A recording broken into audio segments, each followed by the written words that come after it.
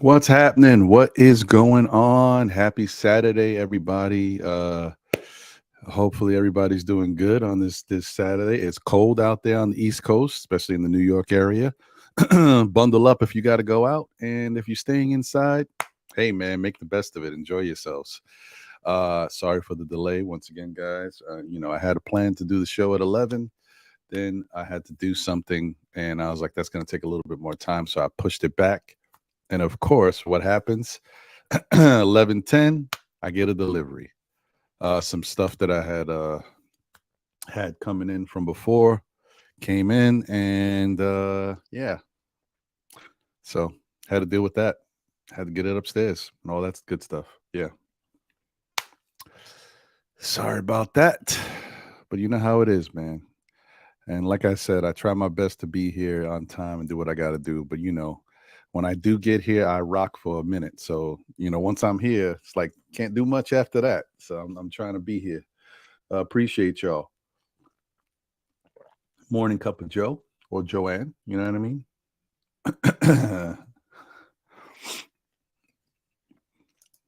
uh, Shout out to the early bird special. I see you, my people. Thank you guys for being here. It's a cold one, man. Walter Blackman is in the building. Salute. What's good, Walter? Hope you're doing all right. Deron Wayne is in the building. Salute, salute, salute. Hope you're doing okay as well, my brother. David L is in the building. Salute, my guy. E. Gibson is here. Salute. JJ, what's good, brother? What's good? Hope you're doing all right. We surveyed 100 people is in the building, folks. What's going on? My guy, Danny Landis is in the building. What's good, Danny? Shalom, Lion of Judah. What's going on, brother? How you doing? Hope you and yours is doing well. Blessings to everyone. Rich Boys in the building. Salute. Hey, Angel Torres is here. Salute, salute. Ronald Bradley is in the building. Trying to feel like my memory's not that great. I'm wondering if I've seen Ronald Bradley in the chat before. Have I? If I have, I apologize, and I'm happy to see you. I know it hasn't been in recent times, so if you're new, thank you for being here, and if you're returning, thanks for coming back, man. Good to see you. Oh man, excuse me. I think I need another cup of this Joe.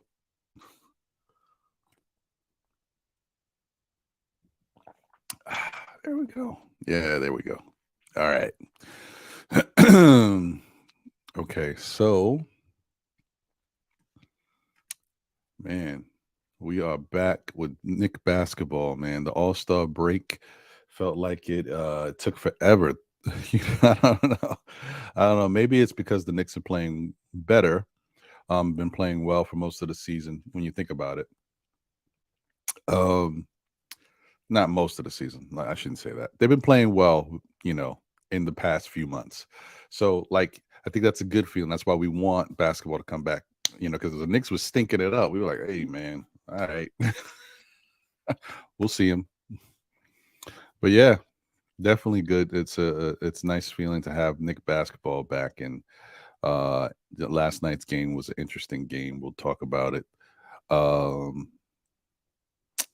There's a couple storylines from last night, as well as the play of Julius Randle. I mean, what can we? I've already given Julius for what took place last year. Gone past that. Now the rest of the Knicks fans out there who may hold a little bit of a grudge do that as well, because the guy is doing everything he can to help this team, and he has been a much better teammate. So, show him some love, man. Yeah, I'm gonna get into that, JJ. I'm gonna star this. I'm gonna come back to it. Yeah, because yeah, I mean, I understand it from his perspective because he's a young guy. Um, it's just it's not a good look. It's not a good look. Also, JJ, I'm glad you said that because I think people get a little. They're not full of the Knicks but they do get a little blindsided by certain things. That Washington team, when they're together, healthy, they're not a bad bunch, man. They got some weapons over there. They may still have some issues that they have to work through, and that's why they aren't a team that you can say is in serious contention. But they got some stuff over there, man. When they're all healthy, you can't sleep on them. Knicks had a fight last night. They fought. They did what they had to do. Um, so you know what? Let's hit this, and we'll be back right after that, and we'll get into everything that's going on, and talk about some of this interesting stuff that took place last night.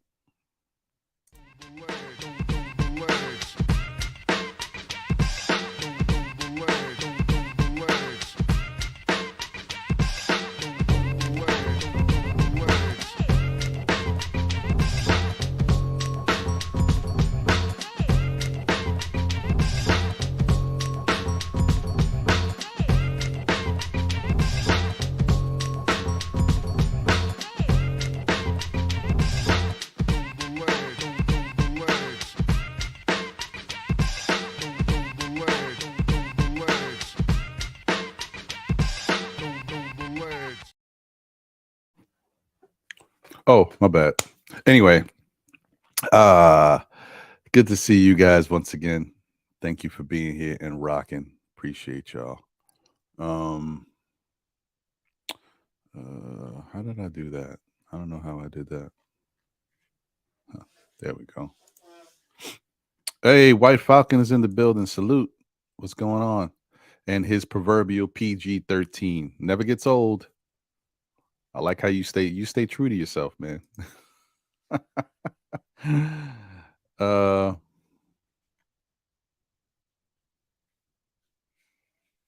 Man child is in the building. What's good? Salute. Appreciate you, brother. Always good to see you. Yeah, so let me see where we going here. Get this up.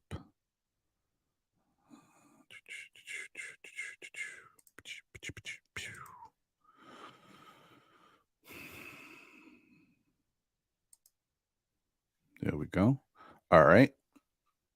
So last night's game, could have been a disappointing one for the Knicks. The way it started, I was a little worried. Just because when you have time off, sometimes that not the chemistry, but sometimes the just being in basketball, not bad. It's hard to say, like, because they're in shape, but like I don't know, just whenever you get a break or a pause in the action when you're going good, it can affect your play. So I was just a little worried about the fact that they hadn't played for a couple days. I'm like, maybe that first game back might be a tough one. And it was a tough one, but luckily they were able to pull it out. And I think that's a good sign, Knicks fans. I think that's a really good sign that they were able to win last night's game. Because they did not come out looking good. They were sluggish for the first two. Well, definitely the first quarter. Second quarter, a little bit. They started to turn it around. But yeah, they were sluggish coming out the gate, and you could see. And for whatever reason, Washington wasn't as sluggish, and they were hot from three, especially. Like Porzingis was on one. I mean, the whole team basically was shooting pretty good from three. Let's take a look.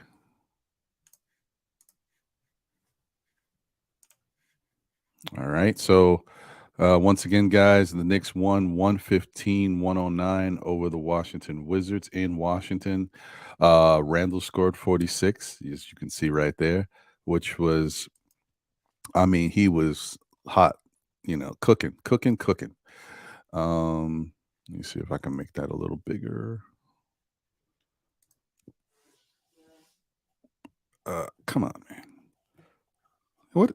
I hate when. Oh, that's why. There we go. Okay. So that should be a little easier to see. Yeah. That's much better. Okay, guys. I mean, you see it like RJ played 27 minutes, had 14 points, 5 of 10 shooting, 50% from the field, 50% from three, 1 of 2, 75% from the line, 2 rebounds, 3 assists, 3 turnovers, 1 steal, 1 block. Mm. Um, so here's the funny thing. Technically, this is not a bad game for RJ Barrett. You know what I mean? He didn't shoot horribly. Um, and he did contribute in different categories. He didn't contribute a lot in the categories, but he contributed. So you could see the guy's getting steals, getting a block, he assists. He's trying to do whatever he can to help the team. Good sign. It may be frustrating for him because he played 27 minutes and he was relegated to the bench during crunch time once again. You know, it is what it is right now. RJ's just got to continue to push through and stay strong and work on his game and make smart decisions out there. And then there'll be opportunities where he'll have a good night and Tibbs is going to look at him and say, man, RJ's got it going tonight. I'll leave him out there.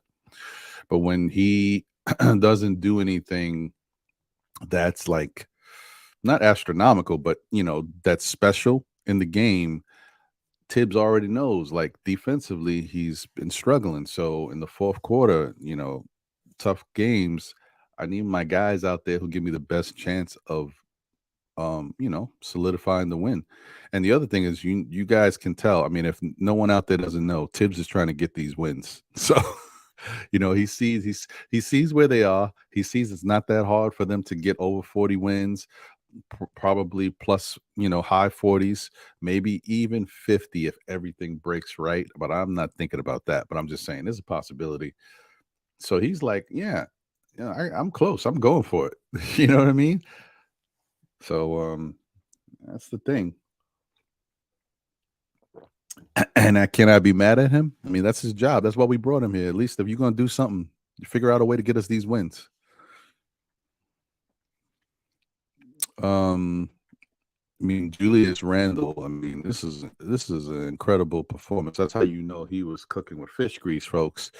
I mean, 36 minutes, 16 of 29, 29 shots, and he hit 55% of them.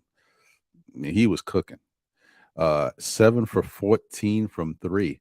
Now, usually when a guy takes 14 threes, I'm like, what are you doing? But if you're gonna hit half of them, you know what I mean? How am I gonna be mad at that? And he was perfect from the line, 7 for 7. The only thing is that he put so much focus into the offensive side of the game that the other stuff kind of fell behind, especially his rebounding, which his rebounding is usually a gimme. Like, you know, you can pencil Julius in for at least 8 rebounds at the least. But only had 2, which was very surprising. And 2 assists and 2 steals. The assist and steals, you know, that's not the big deal, but the rebounds is kind of surprising. Finished with 46 points. And let me tell you, the other thing is the game right before the All-Star break, Julius didn't have a lot of rebounds either in that game, if I'm not mistaken. It was either that game or the game before. He had like 5 or 6. It was weird. I wasn't, you know, something like that. So I don't know what's going on with that. Now, I knew his rebounding might take a little bit of a hit. I knew he wasn't going to be like in the 12s, 13, 14, 15 stuff with Mitch being back, even though it still could happen. But with Mitch there, I figured Mitch would get some rebounds. But I wasn't expecting Julius to finish with 2. Speaking of Mitchell Robinson, he played 27 minutes, which I thought was kind of surprising because it was kind of on the fence still if he was going to even play in the game. And then they said earlier in the day that, oh, he's going to play tonight. And then for him to play 27 minutes, I was kind of surprised.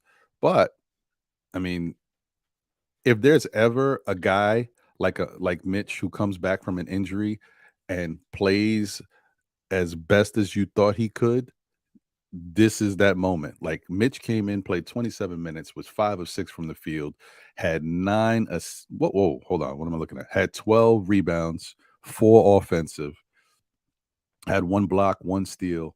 and finished with 10 points. What more can you ask for? A double-double on his first game back. And he looked pretty good out there. He didn't look like he was doing too bad as far as conditioning. So yeah, it was nice to see Mitch back, man. Definitely think it helped. I don't think it helped in the way that I thought it would help, but I definitely think it helped. Like I thought the Knicks were going to come out the gate and maybe like put the screws to the team, but like I said, they started off slow and rusty, and they just didn't look that comfortable coming out the gate. Had they got off to a good start in the first quarter, maybe things would have changed. It would have been different. Jalen Brunson definitely looked rusty, but that's okay. Like the dude has been hotter than hot. 38 minutes played, 6 of 20 from the field, 30%, 0 of 3 from 3, 1 of 1 from the free throw line. I mean, he wasn't even getting to the line. And Jalen gets to the line. 4 rebounds. The 9 assists was good. A good look. Nice to see that. 1 steal, only 1 turnover, which is good. That's how you know he's on, when he's his assist to turnover ratio is incredible. And he finished with 13 points. But another good sign when you're getting 13 points from 14 points from RJ Barrett, 13 points from Jalen Brunson, and you're still able to beat a Wizards team that was playing you guys tough. That's a good sign. Now, granted, I know Julius had to have 46, because without Julius's 46, they would have lost. Without Julius hitting some big threes, they would have lost. Without Julius getting crazy in the second quarter, they probably would have lost. So I get it. But that's what you need, man. Guys got to pick each other up. That's why it's a team. Quentin Grimes played 20 minutes, 2 for 4 from the field, 50%, 1 of 2 from 3, 50%. 2 rebounds, 2 assists, 1 steal. I like the fact that he gave a little bit in other categories. That's a good sign. I'm just disappointed, man. He finished with 5 points. In a game where Jalen Brunson doesn't have it, in a game where RJ Barrett played well, but he only contributed 14 points, and he played 27 minutes, so it's not like he played his usual 30 plus minutes or something like that. Quentin could have been a bigger factor, and this is why, I don't want to blame Tibbs, for everything, but this you can blame Tibbs for. Tibbs has to incorporate these guys in the offense, and especially after what Quentin did in the All-Star Rising Stars game. Like, you could see the dude can score, man. If you give him the reps, he'll put it up. Whatever. I just think that this is a game. I can understand another game where RJ's got it going and Brunson is cooking and Julius is cooking. I get it. There's just not enough shot opportunities to go around. If all these guys are cooking, you're going to feed those guys first, and that is what it is. But some of these guys were struggling or weren't on the floor. There's no reason why Quentin shouldn't get more opportunities. He took 4 shots. I mean, give me a break.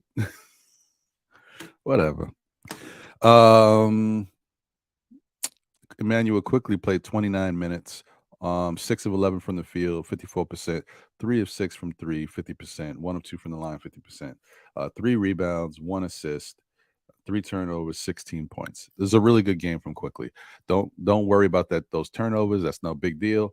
And the rebounds, these numbers go down because other guys have stepped up. Because Quickly would get more rebounds, but you got to contend with Julius getting rebounds. You got to contend with Mitch being back getting rebounds, and you got to contend with another gentleman who has been playing really well over the last however many games. Well, we'll get to him in a minute. Josh Hart played 27 minutes, 2 for 6 from the field, 33%. So he only took 6 shots. It's not. I can't be that mad at the fact that he only hit 2 of them, because if he had hit 1 more, we're talking 50%. It is what it is.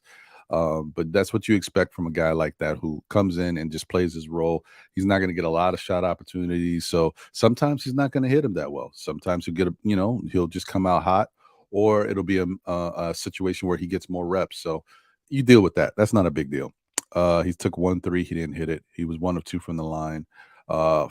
6 rebounds. I mean, that's a beautiful thing to get 6 rebounds from that position.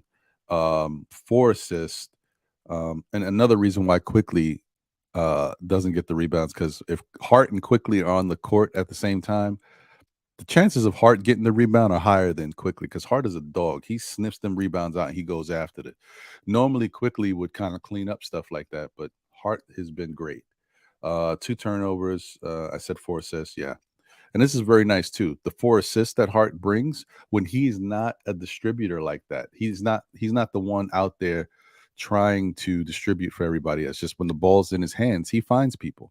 So very nice, very nice. He finished with 5 points. No big deal, just one of them games. Not mad at it once again. And then we get to Isaiah Hartenstein, who basically played 19. He played 20 minutes basically. 2 of 2 from the field. No threes, no free throw attempts, but 10 rebounds. 10 rebounds, guys. 3 offensive, and he had 2 steals. And he had 3 fouls. So he's keeping his fouls in check. He's in there, he's out there on the floor. He finished with 4 points, but I mean, I know you guys see it.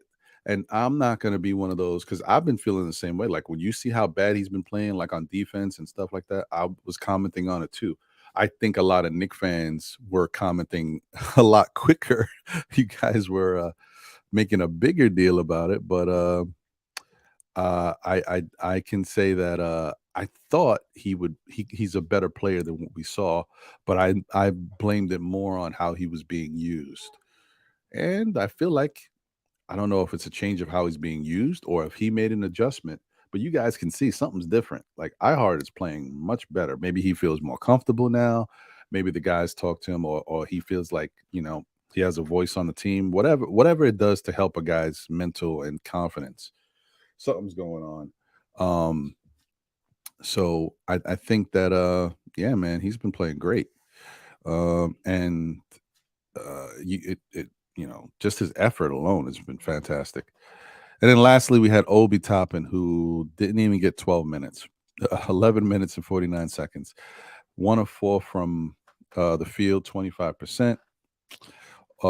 He took 1 3. He didn't hit it. He finished with 2 rebounds, 1 steal, and 1 block. Now, 2 rebounds, 1 steal, and 1 block when you're only playing 11 minutes and iHeart is out there and Josh Hart is out there. That's not that bad, guys. Like this is not, it doesn't look great, but it's not that bad when you consider who he's playing with and how those guys go after the other stuff.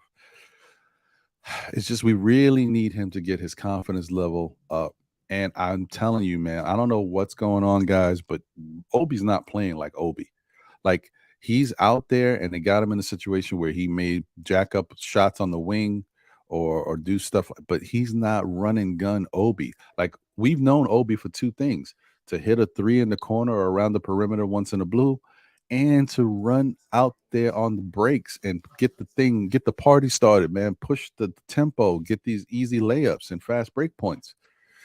I haven't seen that from Obi in a long time. I don't know what's going on with Obi. I don't know if we do know that he's trying to get rebounds too. So if you're leaking out, you're not getting rebounds. I get all that, but still, now we've got other guys here.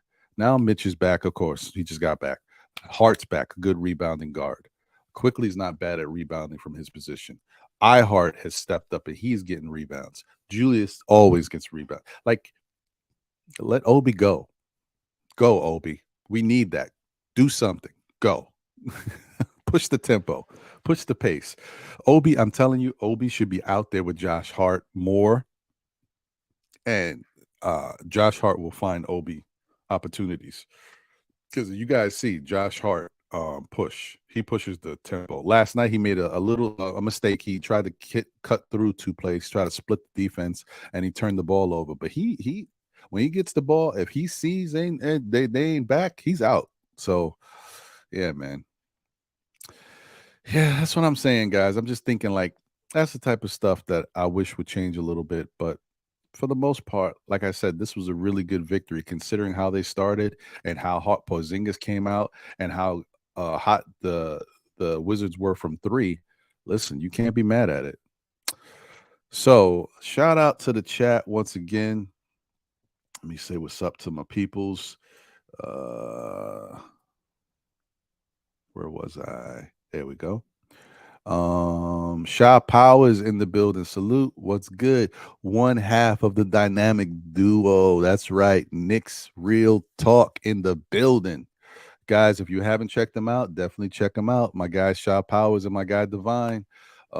Definitely giving you that good content. I know they must be feeling good because they positive brothers, man. When they talk about these Knicks, they give you a good spin on it. You know, some people, you know, we can be a little critical of the Knicks, but and Shy and Divine will say some stuff too, but they really try to keep the positive spin. Let's focus on the good, man, and how we can get better. And they must be feeling great right now because the Knicks are playing really good basketball. Parrish Duggar in the building. What up? Good to see you, my brother. Always a pleasure. Andrew Gutierrez is here. Salute. Appreciate you. Good to see you. Smoking Nick is in the building. His Julius 2 times Randall. What up, bro? My guy Jay Boogie is in the building. What's going on? He said, before you get the edge, make sure you know the ledge. Shout out to the chat. Blessings, health, and happiness on this beautiful Saturday. Smash that like button if you still Nick fans. Let's go, Ron and John. Hey, what's going on, Jay Boogie? I appreciate you, my brother, as always. The coolest 718 is in the building. Salute. Appreciate you. I said, shouted them out. I always get. Oh no, I did. I got him. I did say what's up to him.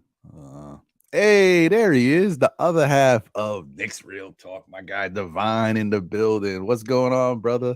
Salute. Good to see you. Yeah, man. Definitely check that show out, bro. Like I said, it make you feel good, man. Make you feel good to be a Knick fan. Let me see. And shout out to everybody in the chat. I mean, everybody that's watching that's not in the chat, because I know there's a bunch of people that watch a lot of these Knick content shows. I mean, we can see it, and y'all don't really, like to be in the chat and going back and forth and typing stuff. Shout out to all of y'all. Appreciate y'all. And some of y'all be at work and can't do it, but y'all like to tune in to listen. I appreciate y'all too, man. Thank you for being here. Ew, what it do? Shout out to my guy Heck. What's going on? The Morning Brew Sports in the building.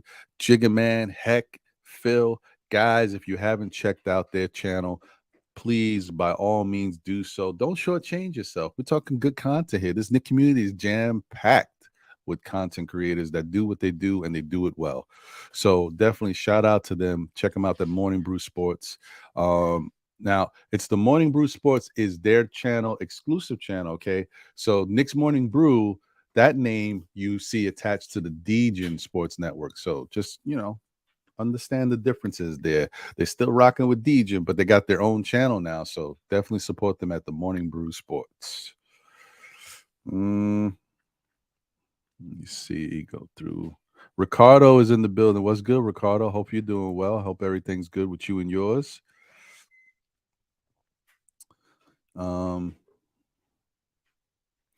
Okay. He says, my hope for Obi is that he can become a Sean Marion type from old Phoenix team, same skill set and body type. Ah, man, the problem, bro. The problem is Sean Marion had that thing in him, like that, I'm out there. I'm gonna do it. Like Sean Marion was a good defender, and even though that shot was funky, it went in. He pushed the tempo, he pushed the pace. And the other thing about Sean Marion, I mean, he was a special player. And if you guys played fantasy sports back then, everybody knew that there's tons of players out there on the board that you want to get, the star players. Oh, I want to get this guy. I want to get that guy. But everybody knew that I want to get these guys, whoever it may be. But if I can get Sean Marion on my team, that might be the difference to me winning the championship, because Sean Marion was a fantasy basketball player god. This dude gives you everything in every category. He would give you blocks, rebounds, assists, points. Like he just filled up every stat category, 3-point percentage. He's like, special guys like that. There's not too many of them out there anymore, but he was definitely that dude. Shout out to Julian Blum. What's good, my brother? Good to see you. Pleasure as always. Big task at hand is in the building. Salute. What's good? Let me see. Let's see. I think I got everybody. Yeah, I think I got everybody. So salute to everybody. If I missed you, but by all means, I'm not trying to, you know what I mean? Definitely want to show the love to everybody who's tuned in, man. Like I understand people have busy schedules, they got stuff to do. You could be doing anything, but you're here rocking with us and rocking with me and showing love. I appreciate you. Hey, my guy, Victor with a B. No, it's Victor with a V. So Knicks fans, Brazil is in the building. What's going on, Victor? Always good to see you, my brother.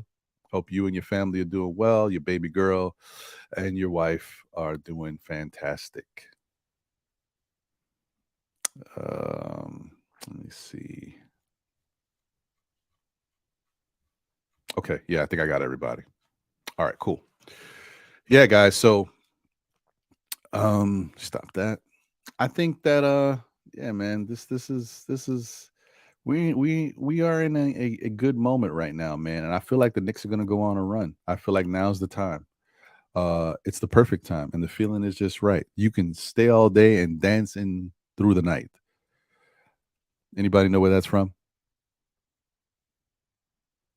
I'm old, man. There used to be a commercial for the Poconos at beautiful Mount Airy Lodge. All you have to bring is your love for everything. I'm old, man. Jeez. I know some of y'all know what it is. Like some people in the chat know exactly what that is, man. It's crazy, man. I hate being old. We all right. We all right.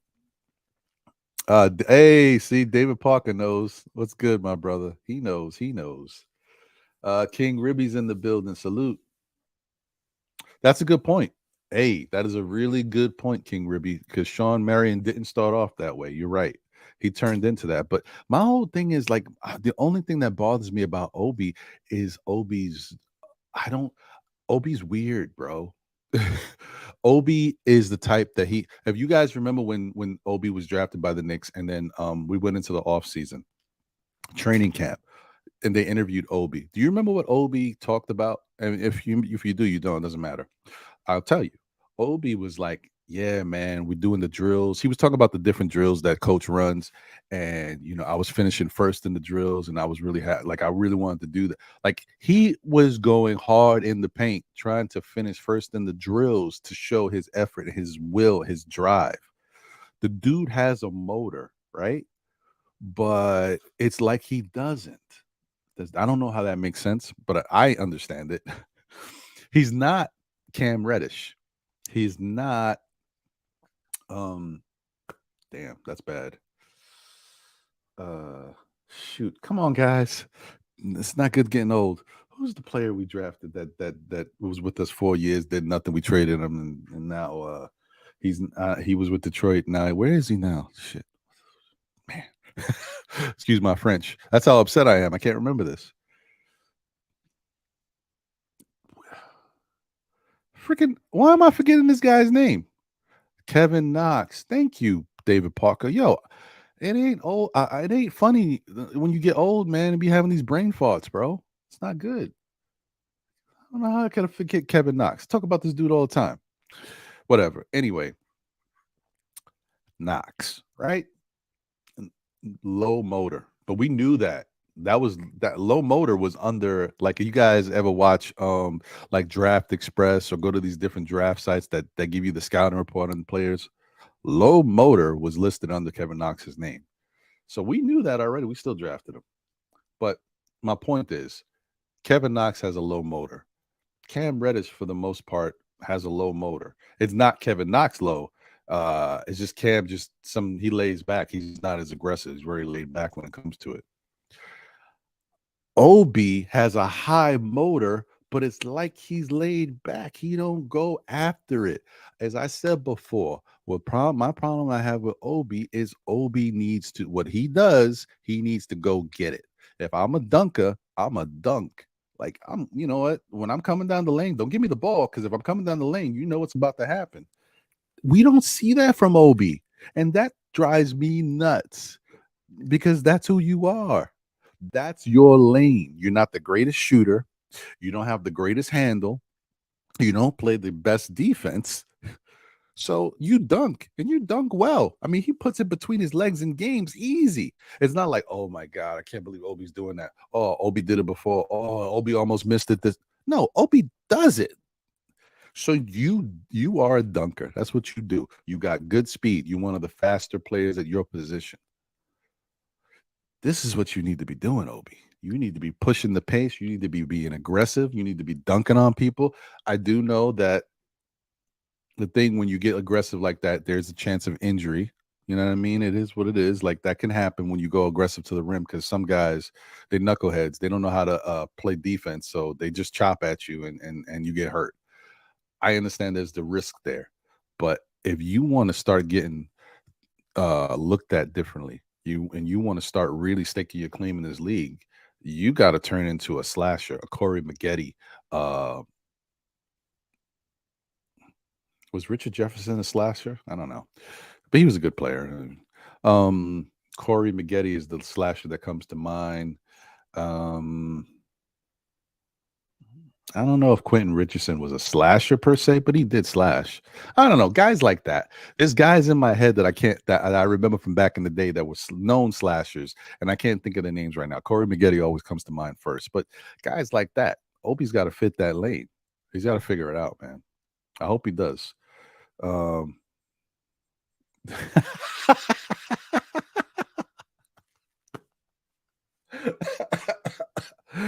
Shout out to Manny, man. That is hilarious. A motor with no drive. Sounds like a Kia to me.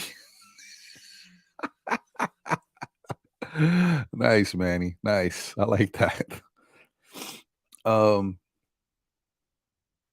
right. David Parker said, Coach Cal said he'd be ready in 3 to 4 years for Knox. Listen. You can't win them all, man.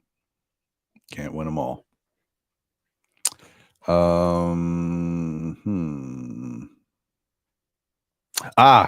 That's a good one too. Thank you. We surveyed 100 people. Iggy, yeah, he was definitely a slasher.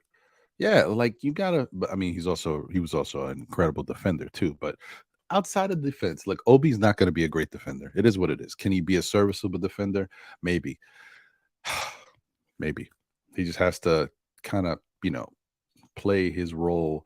And I think Obi needs to be, and I said this too, I think he needs to be a sneaky defender. He just needs to help when people don't see him coming. You know what I mean? Like, when it looks like the guy's got the one-on-one, whether it means you got to attack from behind, try to poke the ball and steal it, or if it means you help at the last minute. Obi's got to do the sneaky stuff, the LeBron James stuff, where LeBron, you don't know he's coming, and then all of a sudden he's there and he's blocking your shot and pissing you off because, where'd he come from? Obi needs to learn how to be that type of defender, because straight up one-on-one defense is not his thing. That's not his bag. So I think this is easy for me to see, and I think you guys can see that stuff too. Like, when you can't play defense the normal way, you got to do other things. When you can't shoot the best and you can't dribble the best and break guys down, like, you got to do whatever you can do. I'm a dunker. Let me get to the rim and dunk. When I come down, watch out. That's how you got to be.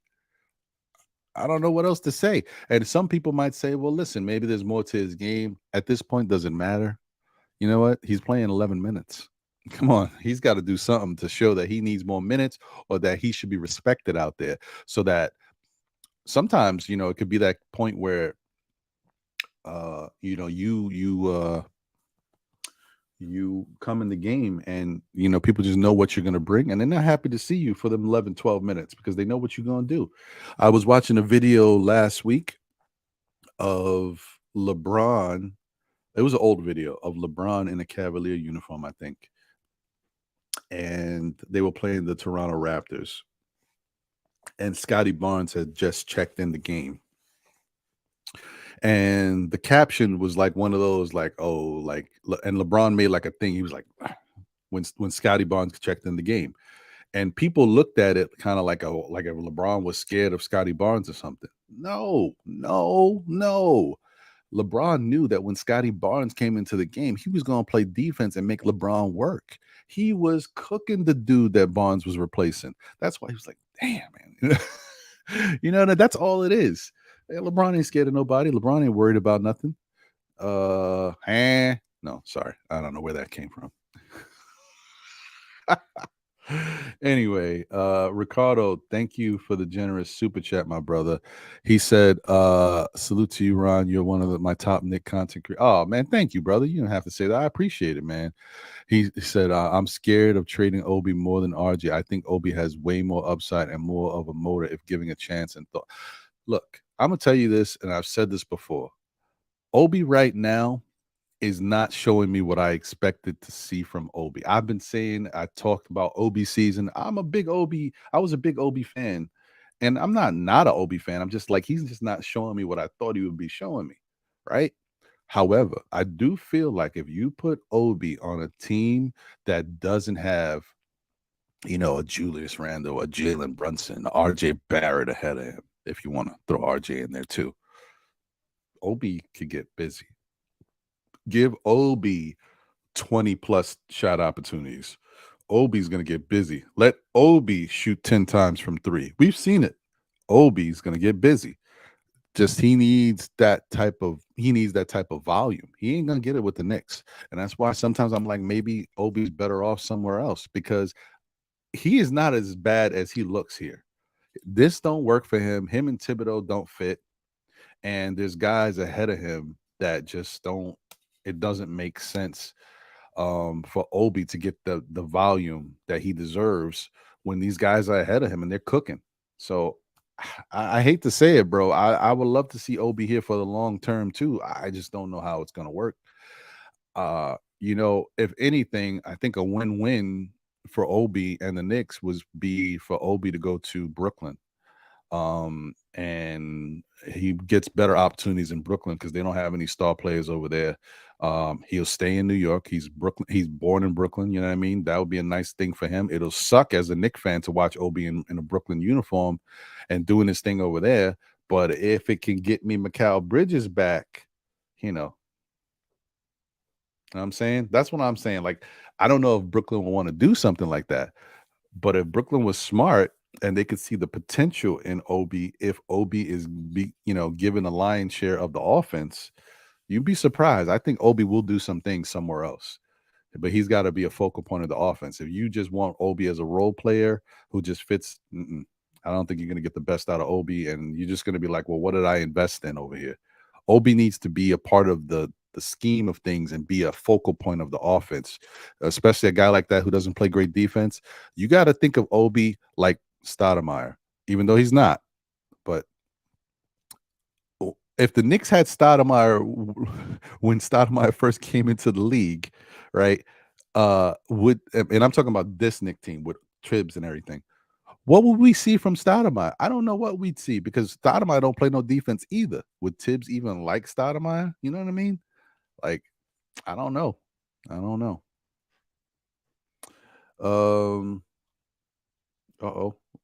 And thank you once again for the generous super chat, my brother. I appreciate you. Yeah, I don't know where that came from. That just came out, man. No. Damn, White Falcon. I hear you though. I hear you. Shout out to the Morning Brew Sports, brother. My man, thank you for the generous super chat, brother. Appreciate you. He says, Ron, baseball is upon us. April 2nd, New York Yankee News TV, KOD Media Live event, Gramercy Ale House in New York City. Free admission, watch along party. All are welcome, brother. Oh, nice. That's dope. Shout out to you guys, man. Continuing to do big things, man. I appreciate y'all. The content is great. The Knick content is great. The Yankee content is great. Sometimes I tune in, even though I'm not a Yankee fan, but I like baseball talk, man. I do still like baseball. So yeah, man, that's a great look. And so any of you guys out there, if you want to join, Gramercy Ale House in New York City. That's a free admission, and you get some brewskis over there with the morning brew. Why not? Why not? That sounds like a good look, man. Congrats for that, man.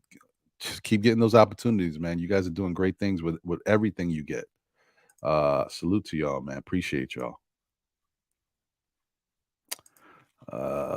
Let's see. Nick Yak is in the building. I see. I think I might have missed you. Nick Yak, what's good, brother? Good to see you. All right. Well, I'll see if I can make it, man. I mean, if you know, like I've been kind of, on taking a back seat with all the public appearances and public outings, man. Ever since I caught COVID, I mean, it's wrecked my family, man, with everything going on and my wife getting sick and having long COVID. It's been a nightmare. So, like, I don't like to regret many things in life, but sometimes I do look back and I regret going to that last event, and the way in which I was doing it. I've been to events in the past, and basically kind of took care of myself, had my mask on, do what I do. It is what it is. And but this last event, I was kind of like, because the problem is everybody is a little bit more comfortable with everything because they've already seen it. They've been dealing with it for 3 years, so they're not as worried about it. And I just got a little too comfortable myself, man. People were with the mask off and just walking around, talking, chilling, like, and that situation turned bad for me. Some people say, you got to live your life and do things or else. I understand all that, but I'd still think that I should have did a better job. If I'm gonna be out, I could do what I got to do.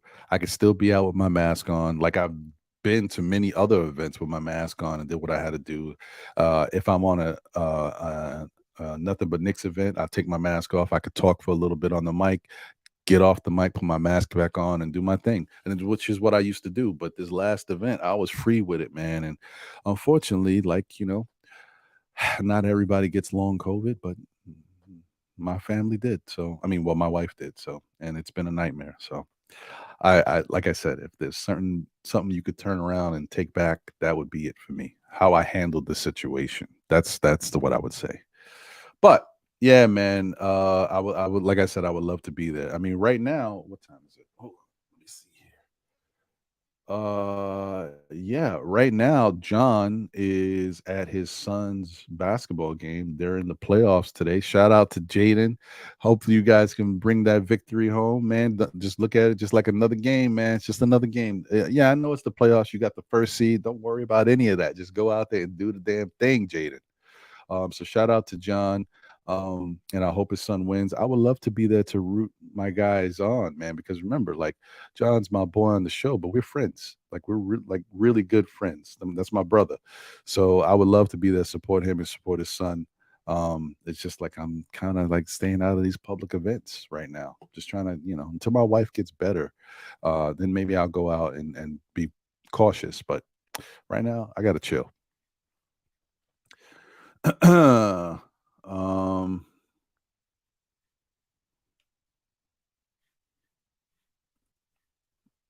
yeah, thank you, Nick Yak. I appreciate you, man. I've moved on. I don't even think about it no more. It is what it is.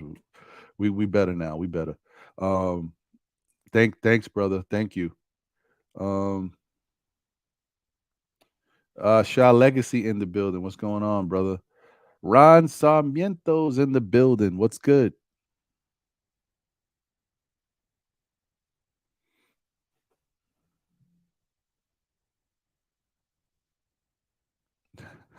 No, it was me, Nick Yak.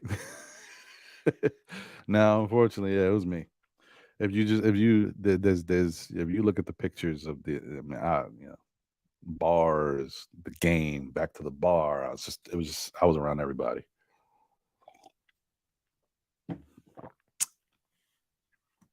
Um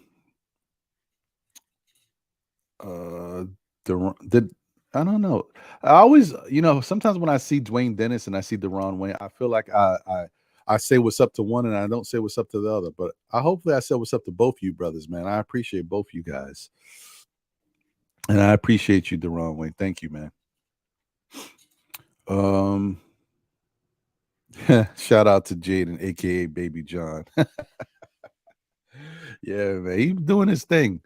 It's like it's good to see, bro, because sometimes when you got a son or a friend's child that's on a team, like you root for them, you're happy for them because but usually they're just on the team and they're just playing. No, Jaden's a factor on that team. Like he be getting buckets, so it's good to see.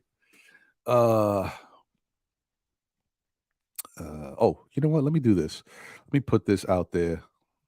Sorry, guys. I don't want to seem like it's all about me today. Know the ledge is for everybody. If y'all want to jump on and say some stuff, by all means, feel free. Uh, I also want to see if I can get this track up by Jay Boogie if it works. I was having a problem yesterday, but I think it looks like I can get it to go today. I'll be figuring out how to get that up for you guys and for my guy Jay Boogie. Always, man, always rep fam. You know what I mean? Um. Okay, so let's get into this other talk. Right. First off, when I'm talking about this, guys, remember I'm still a big RJ fan. All right. I don't know what's going on with him right now. I hope things get better, but I think that real life has been getting to him. I don't know what's going on in his personal life. I could care less. You know what I mean? Like your personal life is your personal life. But I think I saw something about something might have taken place in his personal life. He's a young guy, and in these situations, matters of the heart or whatever it could be, it can affect you, right? His basketball play hasn't been the greatest. He's been very streaky. I think he's had a tough year. He's had moments this year where he was playing really well. Then he got hurt. Then he came back and struggled a little bit, and then he played well again. And then he has been, kind of struggling as of late a little bit. But last night's game was encouraging. Um, the problem is the one constant that has been there is just his focus on the floor when it comes to his defense. And it's not just his one-on-one defense, it's his help defense, it's his switch. He's been getting beat back door. There's so many different things. There's videos all around Twitter of guys running him around in circles and stuff. And like I don't make a big deal about there's a video of him getting run around in a circle around other guys. It is what it is. Like, who's going to stop that? If the guy runs, then you're going to have to run after him, unless you cut him off and go the opposite way. But then that might look crazy too. So that play, not that big of a deal. I know it looks funny for people, but it is what it is. I just think that he has to figure out a way to get back to the basics and stay with that. Keep your mind right. Don't worry about this other stuff. Stay focused on that, and everything else will work itself out. Right now, it's tough, man. Look, Jalen Brunson is the guy on this Knicks team. Julius Randle is the guy on this Knicks team. RJ is the third fiddle, and he's not playing the best in that third fiddle role. The other thing is like maybe RJ is not a third fiddle. Maybe RJ needs to be a number two. I'm not going to say he's a number one, but maybe he needs to be a number two somewhere if he can be. You know, like maybe that fits him better. Maybe that fits his personality, his persona, his work ethic, what he, looks at himself as when he sees himself in the mirror. I mean, the tattoo of him on his hand means something. So maybe that I hate to say that too, but maybe that's why, and he might be another one that just may be a better fit somewhere else now. Sometimes that happens in situations where as your team grows, things change, and you make adjustments, and maybe certain players don't fit the scheme anymore. Even if some people might say that RJ was part of the heart and soul of the Knicks, but things change. Now you could say Jalen Brunson is part of the heart and soul of the Knicks. Julius Randle is showing that he's the heart and soul of the Knicks. Josh Hart, who is not on their level, could turn into be the heart and soul of the Knicks going forward. You know what I mean? So I don't know, man. I don't know. It's tough. It is tough. I just wish the best for him, man. Because like I said, he's my favorite player on the Knicks, um, and he's a young guy. I want to see him succeed. I mean, all this talk that he and everything that's gone on. He's 22 years old. There's still a lot of basketball left to be played. He's not even in his prime yet. And the other thing that you worry about is that maybe his prime is going to happen somewhere else, and he is going to turn into that player that we wanted all along. But you also got to look at the situation. You don't necessarily know if you're going to get RJ as that player if he's behind Julius and Jalen Brunson. Just how it is. You never know. You may never see the RJ you want to see here. And that's a life thing. That's like a realistic life thing as NBA team with these players. Like sometimes your situation changes, and is Jalen Brunson better than RJ? Yes. Is Julius Randle better than RJ? Yes. So if those guys are the focal points and you got to feed them, and RJ takes it, it's just how life has to go. But if it's not good for RJ, if RJ's game starts to suffer and you're not getting the best out of RJ, then sometimes you have to make a decision to move on. I hope RJ can turn it around and fit into this mix. But like I said before, we don't know if this is the best trajectory for RJ. Maybe RJ needs to be a focal point. Like he needs to be a 2, not a 1, but at least a 2. And in some cases, he could be a 3 somewhere else, but it's a different setup. It's a different fit. Like this 1-2 punch here with the Knicks is a strong, dominant 1-2 punch. Like they get the ball in their hands, they do a lot of ISO stuff. It's different. You could be a third fiddle on a different team that has 2 good players ahead of them that just do things differently. Like the Clippers. Paul George has the ball in his hands a lot, but that's him, but he's not necessarily an ISO guy. Kawhi Leonard, same, but he doesn't always have to have the ball in his hands all the time. He just gets the ball and he scores. You know what I mean? So if RJ was in that situation, maybe it's a little different for him. I don't know. It's tough when you got to play the third guy on a team anyway, no matter what team it is. But yeah, man, I don't know. And you guys were talking, JJ, you mentioned RJ sulking on the bench. I just think that RJ, it's tough for RJ. It's different for RJ than other guys because RJ came into this team as a rookie, and he has been one of the guys on this team. Even if that didn't make sense because we didn't have a lot going on, RJ has always been in that role where he's one of the pieces on this team. Like, and then one of the pieces that you think they're going to build around, and the face of the Knicks.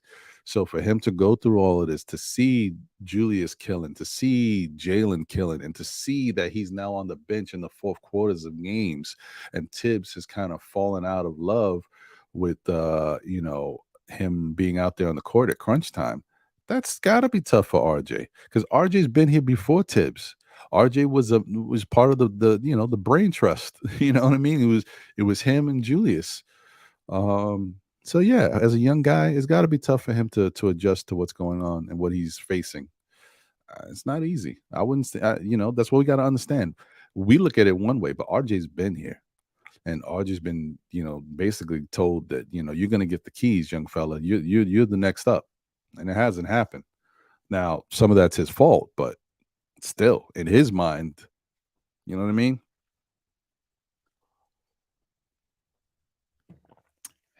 I don't know. It's a tough situation. Freeman 48's in the building. What's good? um, Yeah, I mean, I agree with you, Freeman, but I still think I've watched the NBA for a lot of years, and I've watched these guys move on to different places and to different situations. I'm telling you, sometimes you get a guy out of a situation where the paint is clogged or something. There's a lot of cooks in the kitchen, and you move them to a different situation where there's less cooks or the paint's not as clogged, and those dudes get busy because they're NBA players. They all got talent. Sometimes you just need more, and And I'm saying that, guys, because don't get me wrong, I know RJ gets a lot of touches on this Knicks team. I'm saying, like, when you don't have to worry about these other guys commanding the ball and they're not killing it the way they're killing it, you have, like, you're looked at as the guy. And so, the team rides with you. He's our guy. We need him to do well. We got to be behind him in his corner. The Knicks need RJ to be well and play well to bring this team to a higher level. But the Knicks can win and do things right now with this team without RJ because they're starting to play good defense again. They got Mitch back. Jalen has come into his own, and Julius is the man this year. So they know that they can do things even if, in spite of whatever RJ's got going on. What up, Keith Turner? Salute. Good to see you, my brother. What up, BN? Yeah. No. I don't think he needs 20 shots to be effective. I think he needs to be a focal point of the offense. You understand? Like, send him to Oklahoma City and watch him and Shy run wild on that team. You know what I mean? Like, it's just him and Shy. Ain't nobody else you got to worry about that until Chet Holmgren comes back. But I'm not saying that that's the fit for him. I'm just giving you an example. Like right now, if he was there, it'd be him and Shy. That's it. Like these other guys on the team are role players. Giddy gives you points when he gives you points. He don't always give you points. The other dude, what I can't remember his name now. the defensive guy. Yikes. He don't score like that. He has moments. So ain't nobody to really worry about out there. Like he and Shy would go get crazy out there. And they're both Canadians, they would go nuts. But until Chet comes back, like I said. Yeah, something like that. It's not about the amount of shots. It's just about being the guy. I like the when you're the guy, the team rallies around you and respects you, and the front office respects you and they rally around you because you're the guy. We need you. But right now, RJ's not looking like the guy. They got Jalen, who's a guy. They got Julius, who's a guy. So that's what I mean in that realm. Joel is in the building. He says RJ isn't a 2. His game hasn't improved in 4 years. He's a role player. I don't know, man. Like I said, I don't know if I can say it yet. Because remember, as Knicks fans, we have jumped out the window a lot. So I don't want to say it yet. I think maybe this is just a really bad year for RJ. He has not improved this year. He's actually gotten worse. I agree with you though. But I think next year might be better for RJ, whether it be here with the Knicks or somewhere else. I think you'll see a much better RJ next year. Salute to Kareem Grant. Appreciate you, my brother. Good to see you. I got a special guest who just joined the show. I will get him in here. Let me see.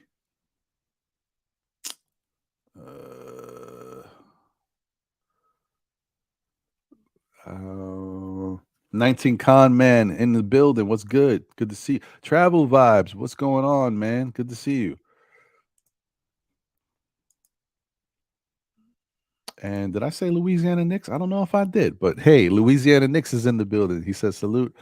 Are you content on waiting for RJ to develop? I would try to package him in a trade to upgrade the small forward position. Let me get my guy in here, see what his thoughts are. But personally, I want RJ to be a Knick, man. I think RJ is the heart and soul piece of this Knick team. Like I feel like when I look at RJ, I see the Knicks. But RJ has to I think RJ needs to change his game around a little. Hold on, let me get my guy in here. Jay Boogie. What's happening, my brother? Good early afternoon, my brother. How you feeling, man? Blessings to you and your household, your family. I hope everybody, you know what I'm saying, is in the greatest form of health. Shout out to everybody on this beautiful Saturday, wherever you are. I don't care if it's cloudy, if it's raining, whatever. It is a beautiful day. The worst days be your better days because those are the days you learn from. The good days, you just skip over them. You know what I'm saying? But shout out to the chat, everybody rocking that orange and blue, man, on this beautiful Saturday, man. Just come to hang out with you for a few minutes with my brother and rock with you, and give you some more support. I'm surprised ain't nobody else up here. What's going on? But it's all good. Ron has great experience on holding it down. You know what I mean? So that's how he got here. But before I go along any further, I want to say shout out to all the great content creators. You know what I'm saying? Within the New York, you know what I'm saying? On sports events that's going on. To all of them, you know, we got, I believe, the greatest content creators and you know, on podcasts and on podcast forums by itself. Clearly, you know, we covering everything from basketball, the baseball, the football, the hockey, the WWE, whatever it is that you like in sports. There is a New York content creator on podcast that's doing great work. So I wanted to, you know, shout out all the content creators. Also, other content creators, you know, in other cities, other states, or whatever.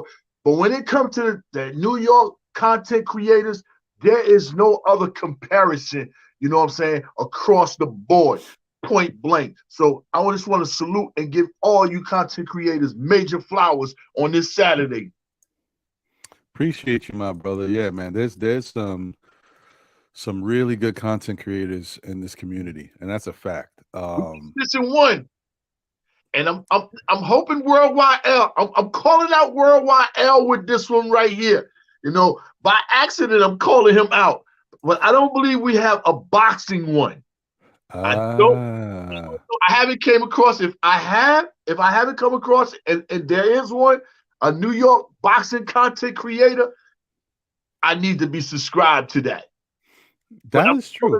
I'm calling out L with that because Worldwide L is very, very familiar with that boxing game. You know, outside of basketball, whatever we do, yeah, he has a lot of major love in that boxing. So y'all help me call Worldwide L out, put together that boxing podcast. Facts, brother. And you know, let me tell you something. You know, he'll have a special guest all the time ready to pop up because John loves our basketball, well, actually baseball, basketball, and boxing. Okay. This dude lives, his father was a boxer. He learned boxing when he was young. You know, he loves boxing. So yeah, that would be a good look. Yes. Yeah, man. So what do you think about, like, I'm gonna get your thoughts on last night's game and everything, but real quick, what do you think about what's going on with everything with RJ, man? How's your feeling on it? Well, my thing, I say it all the time. You know what I'm saying? I mention this all the time. It's not about what you go through. It's about what you get through. All this is on RJ. RJ has to get through whatever it is he's going through. You know what I'm saying? Whatever's hindering him far as his game, he has to, you know what I'm saying, get through that. Nobody can do it for him. It seems like it's no coaching staff, no podcasts, no chats, no nothing. RJ has to figure this thing out, and if he figures it out, then we got a good player. But until he figures it out, he's going to be on the verge and the edge because it's so many fans of the Knicks and RJ that want to see him prosper, want to see him do well. But while he's not doing well, a lot of them are getting itchy about his game. Can he become? Is he the guy? You know what I'm saying? Can he be the second, the third option? Can he, you know what I'm saying, overcome whatever it is he has a lot of us on the edge because we know, as you know, as basketball fans and lovers of our squad, we do know. If you don't know it, I'm gonna tell you, we are gonna go as far as RJ allows us to go. If RJ becomes that dynamic duel, you know what I'm saying, that he's played in spurts only, and he plays game after game, then we are a dangerous squad, you know. But, you know, in the words of Stephen Fox, you know what I'm saying, RJ is more consistent in being inconsistent with his game. And without him showing up, you know, at crucial times of the game that we need, you know what I mean, it hinders us for us moving forward. So RJ has to figure it out on his own, you know. Like, for example, you know, I think Josh Hart, since he's been averaging like 17 points per game. Did he put up 17 points per game last night? No, he didn't. But did he have two major hustle plays going with the game on the line that we desperately needed? Yes, he did. And this is what we ask and want for RJ. You know what I'm saying? Okay, we solid at the 1 and the 2. They on any night they can switch.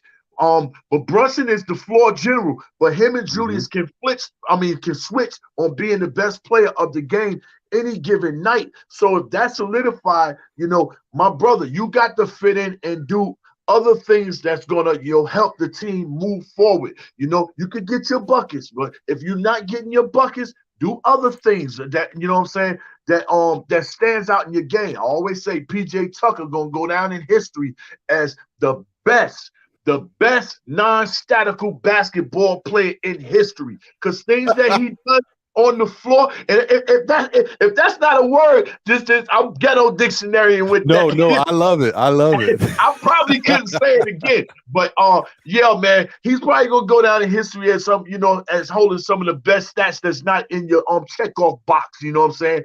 RJ, this is what you need to do. You need to start looking for things to check off that ain't in the box, and then we're gonna move forward and become that much dangerous. But it's all on RJ. We don't did everything we can do. You know what I'm saying? And it's nobody else's. It's not up to nobody else but RJ. He has to make it happen for himself. Yeah, man, I agree on that. I agree. Like, it's tough. And the other thing, like, I don't want Knick fans to, like, this is our team, right?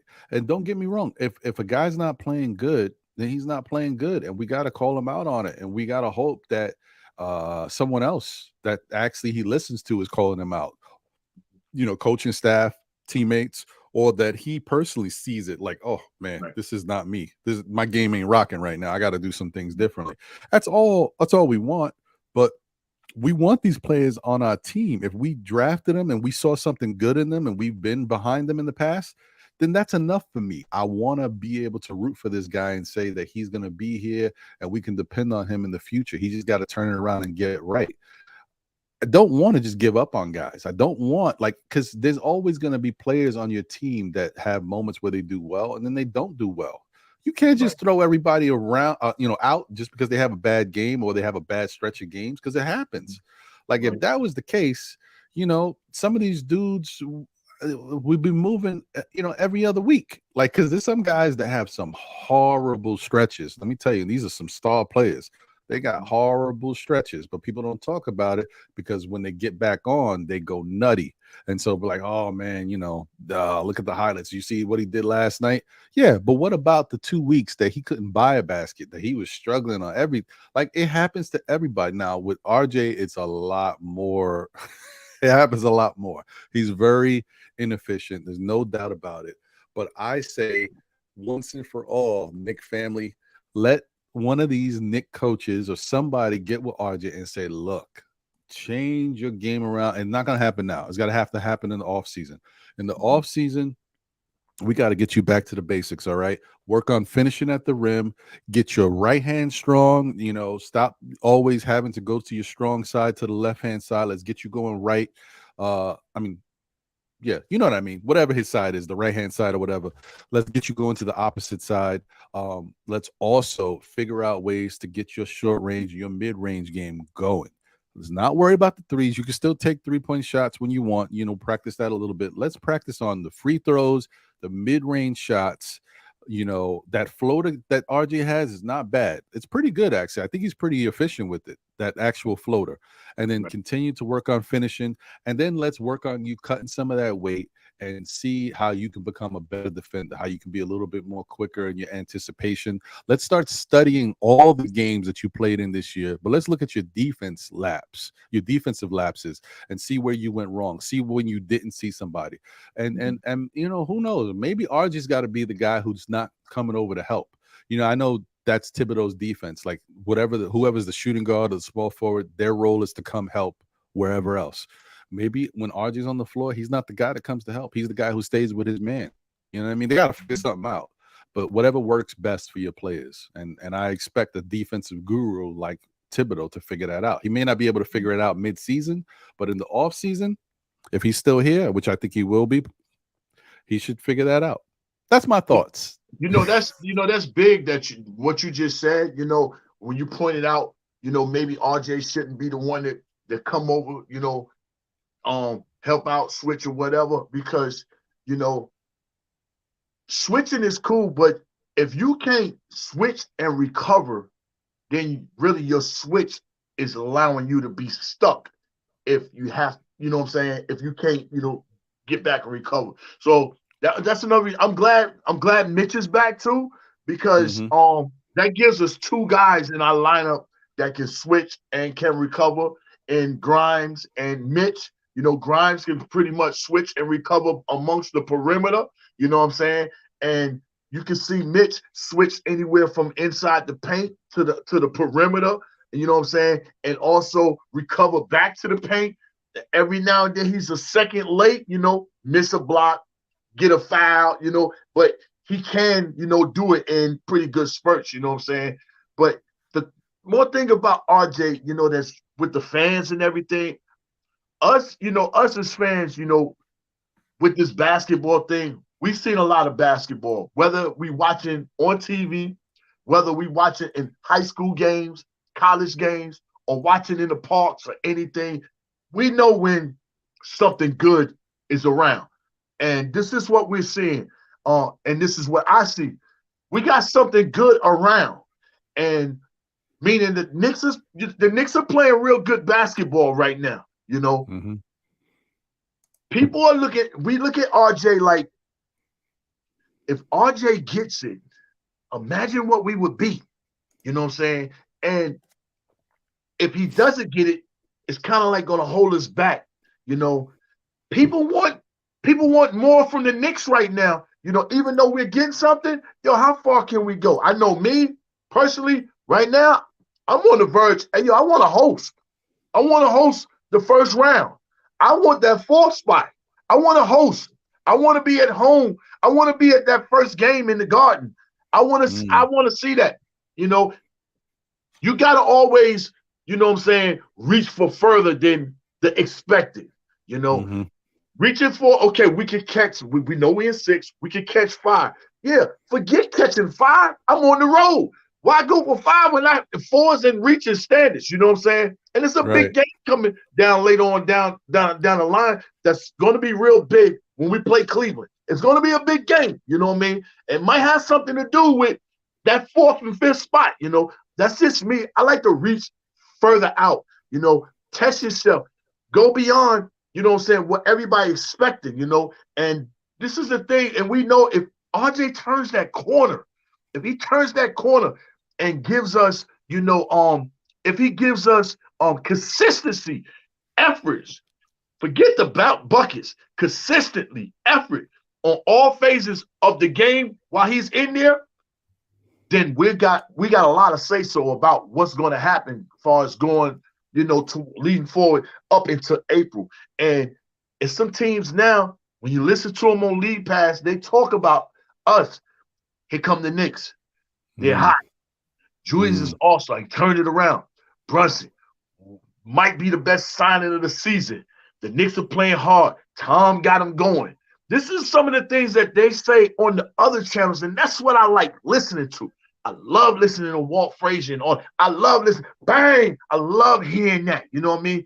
But when we're playing on that League Pass, I love listening to the other teams and how they feel about us. And I'll be like, man, if we feel like that ourselves about our squad, you know what I'm saying? Boy, where will we be? But, man, I love what's going on. We back. Deadline is over with. All-Star game is over with. Them 60 games behind us is over with. We came in last night, 22 games. Now we one of the undefeated. We are one of the undefeated teams in the second half right now. Also, that's 4 straight. We're on another run. Highlight to the song. We on another run. I dropped that not too long ago. We make runs at the runs, you know what I'm saying? And I look for the team to continue on moving forward, you know what I'm saying? Keep doing what you're doing. Keep their foot down on their neck. Yeah, I hear you. That's exactly what we need to do. Keep doing what we're doing. Keep playing. Keep going out there and taking it to these teams. Shout out to the chat once again. Hey, look at my guy. I see you. Hold on one second, brother. I'll get you right in here. Walter White is in the building. Salute to you, Walter.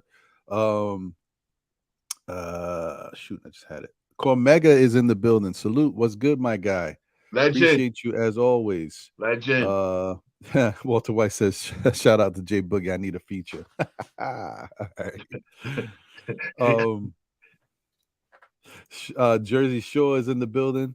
He said, "I thought RJ was ambidextrous." Yeah, I mean that's what he said. Well, I know when Stephen A. was grilling him, he said, I grew up as a righty, right? I know he said all that. Willian is in the building all the way from Brazil. Was good, brother. James Finnegan is in the building. Appreciate you, man. Good to see you. I don't know if this is your first time in the chat, but if it is, definitely nice to have you. And if you've been here before, thank you for coming back.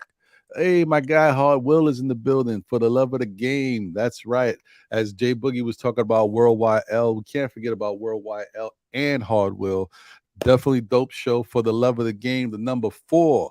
OUR, love of the game. Check them out, man. Show them love.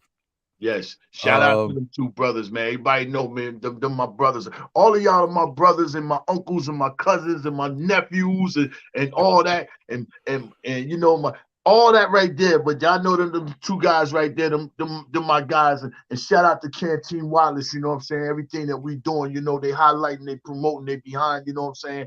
The movement and everything. And some other great things is about to happen, occur not only for us, for other people too. A lot of ventures is out there this year for everybody. All types of opportunities is out there. Go get them opportunities that these people are putting it on the table, and willing to give us, you know what I'm saying? No, we're not the markets that's on the TVs, you know what I'm saying? But they know that them guys keep it fake. You know what I'm saying? They keep it fake for the money. They know the guys amongst these podcasts and everything. We keep it real. So that's why they want to, reach out and give us, opportunities and things like that, because real respect's real. Fake, nah, stay away from me, man. Please, man. Yep. I hear you. Shout out to Cam from the Kickback. Good to see you, my brother. Always a pleasure. Thank you for tuning in. Eddie F is in the building. Salute. What's good, brother? Victor Rivera is in the building. Salute. What's good, my brother? Appreciate you. And let me do this real quick before I get nice in here. I don't have to do this, but I'm gonna do it anyway because you know what? It's only right, man. I ain't a hater. So, and there's no issues. I'm just saying, but it is what it is. Mm-hmm. Shout out to KnicksFanTv and and everything they got going on over there. Definitely shout out to CP. He's been doing big things, and obviously you guys can see his trajectory. He has a goal. He wants to get into this Nick media thing, and he's taking it. I mean, he's getting more and more opportunities. He's pushing for himself and pushing for his platform. He's on WFAN now, doing guest spots. Shout out to him for doing that. You see him on SNY guest spots. We saw him go back and forth for ESPN with Max Kellerman back in the day. Like, so his brand and his reach is growing and growing and growing. And now, like, they did an article or a take on him going from Nick fan to media personality. Like, he's not only advancing his own brand, but he's advancing the brand of the whole Nick community and us doing content creation. Mm-hmm. So shout out to CP. Salute to him. Like I said, we don't really rock like that. It's no bad love or no beef or anything like that. It's just that we come from different circles and we just never interacted like that. But shout out to him for doing his thing. Appreciate him. And I hope everybody gets that opportunity to grow in the wave. You got to work hard, because one thing I will say, that brother works hard. So yeah, man, that's all I had to say. And let me get nice in here.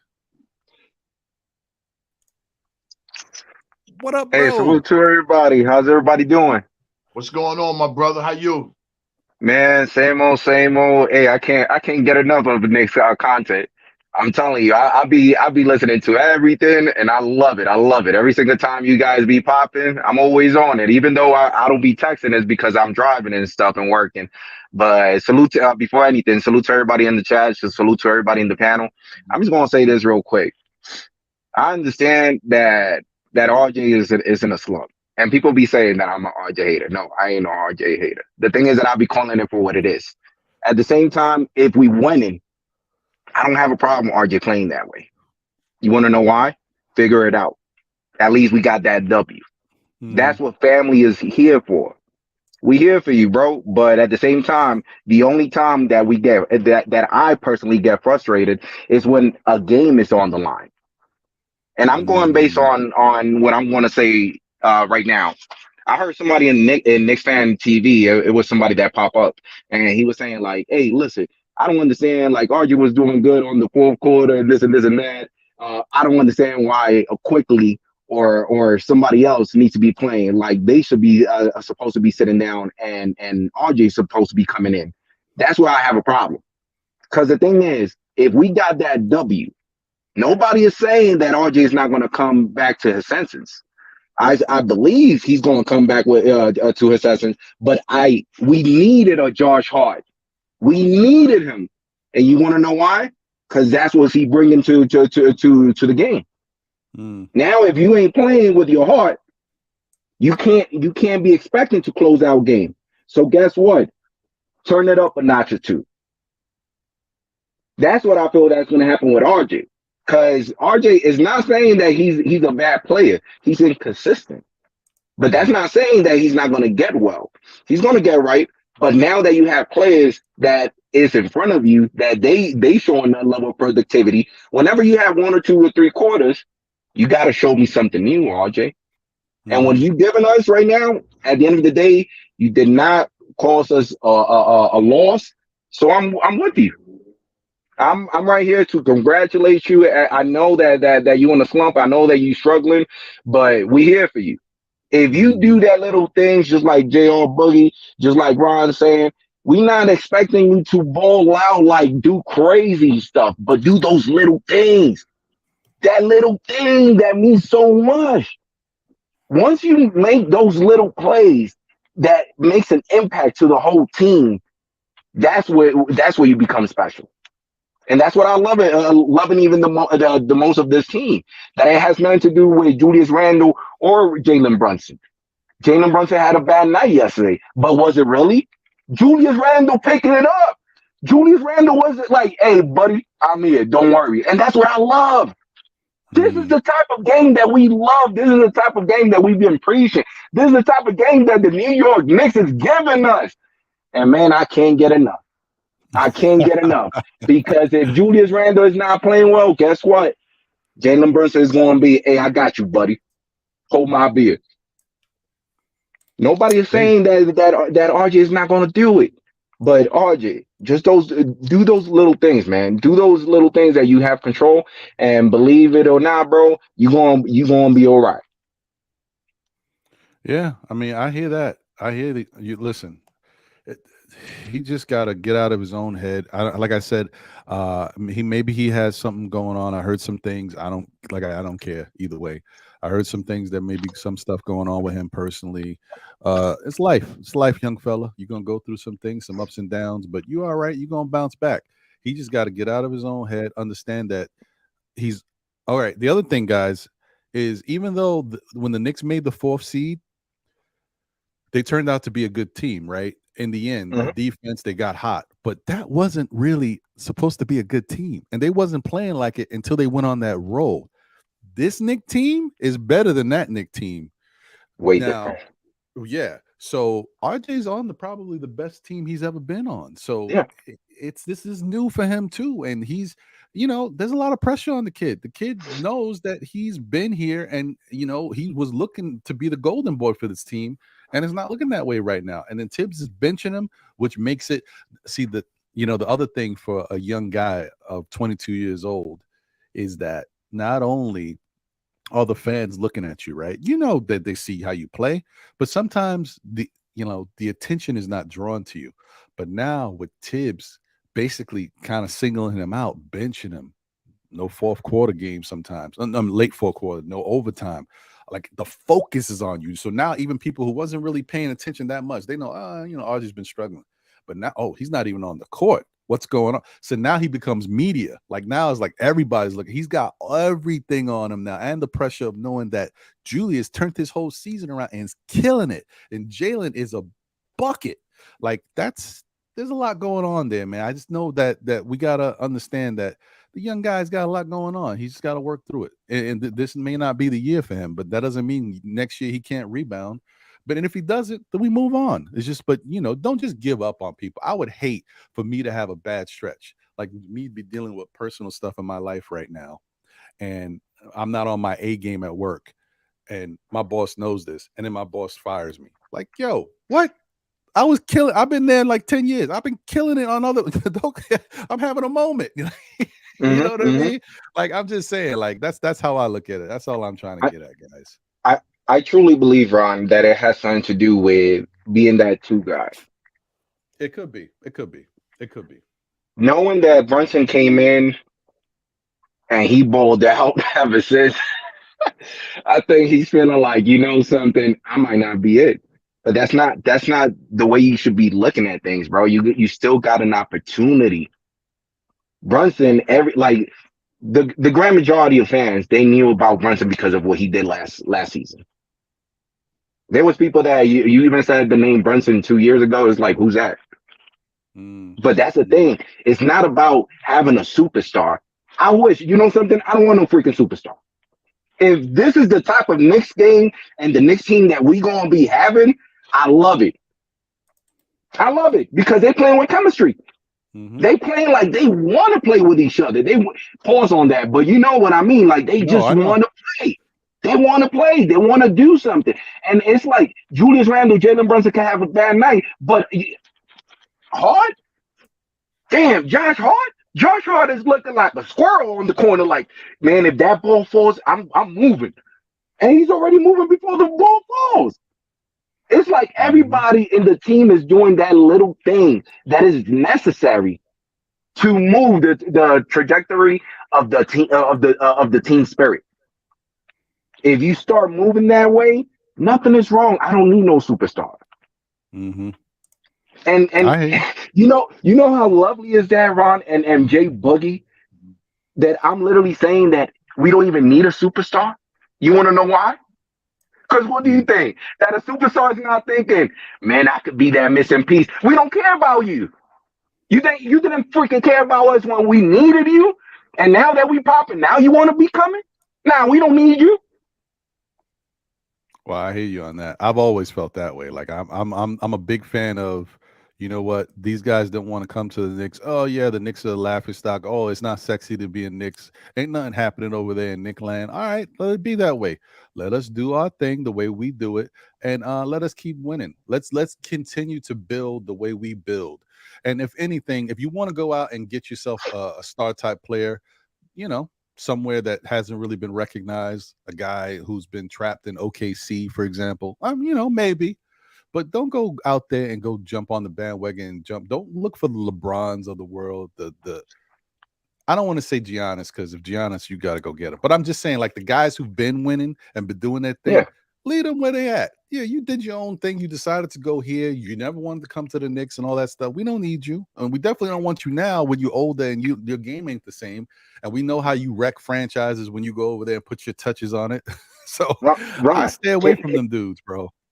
Can I say just one thing before I head out? And sorry for that, Jay Boogie. The thing is, I need to work real quick, and I know I'm taking a time, but I'm just gonna say this.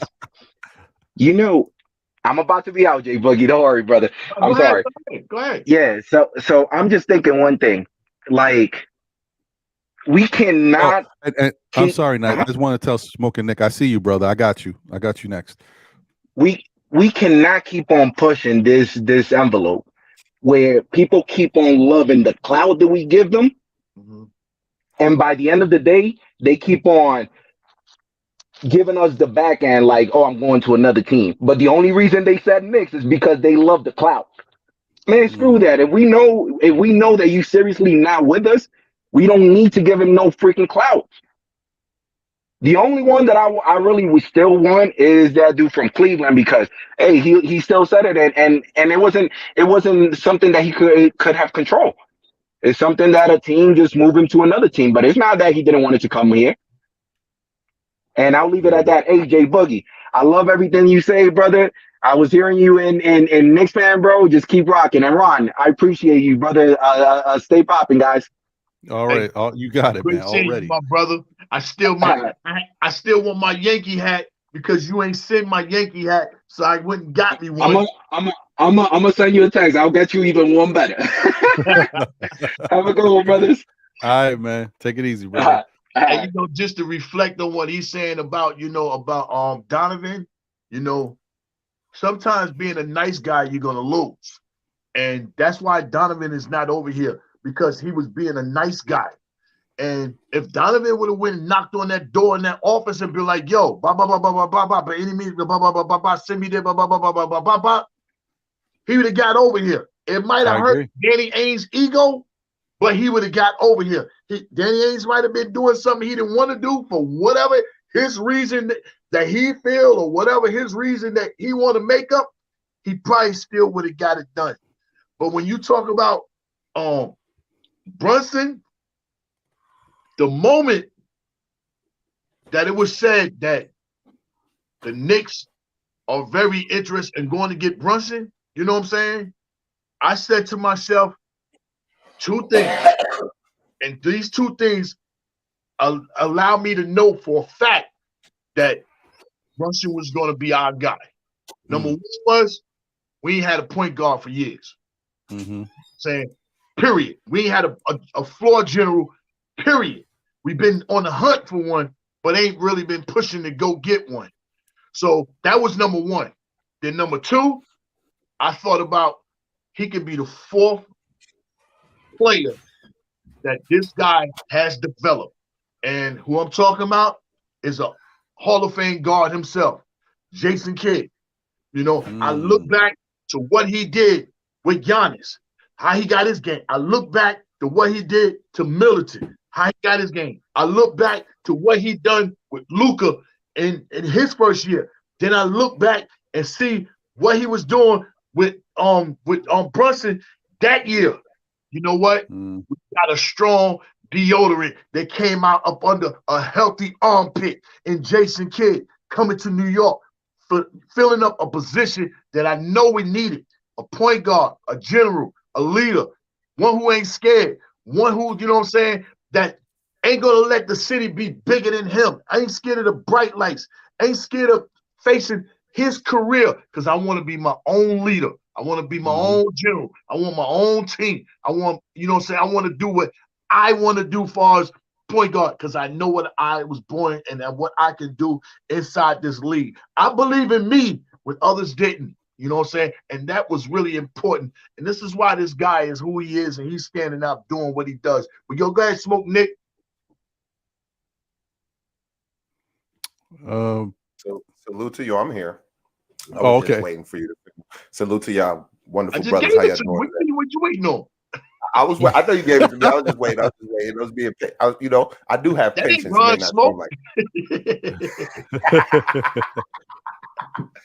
Nah, yo, I agree with most of what everybody is saying, you know, from Nice when he was talking about RJ be okay. We don't got to focus on him no more. Just let him, you know, we seed in him, we water him. Now we got shades over him, so we ain't really got to worry about him. Just let him grow, man. At this point, that's why we get a Josh Hart. So in the important moments, you could plug the player in that's ready for the moments.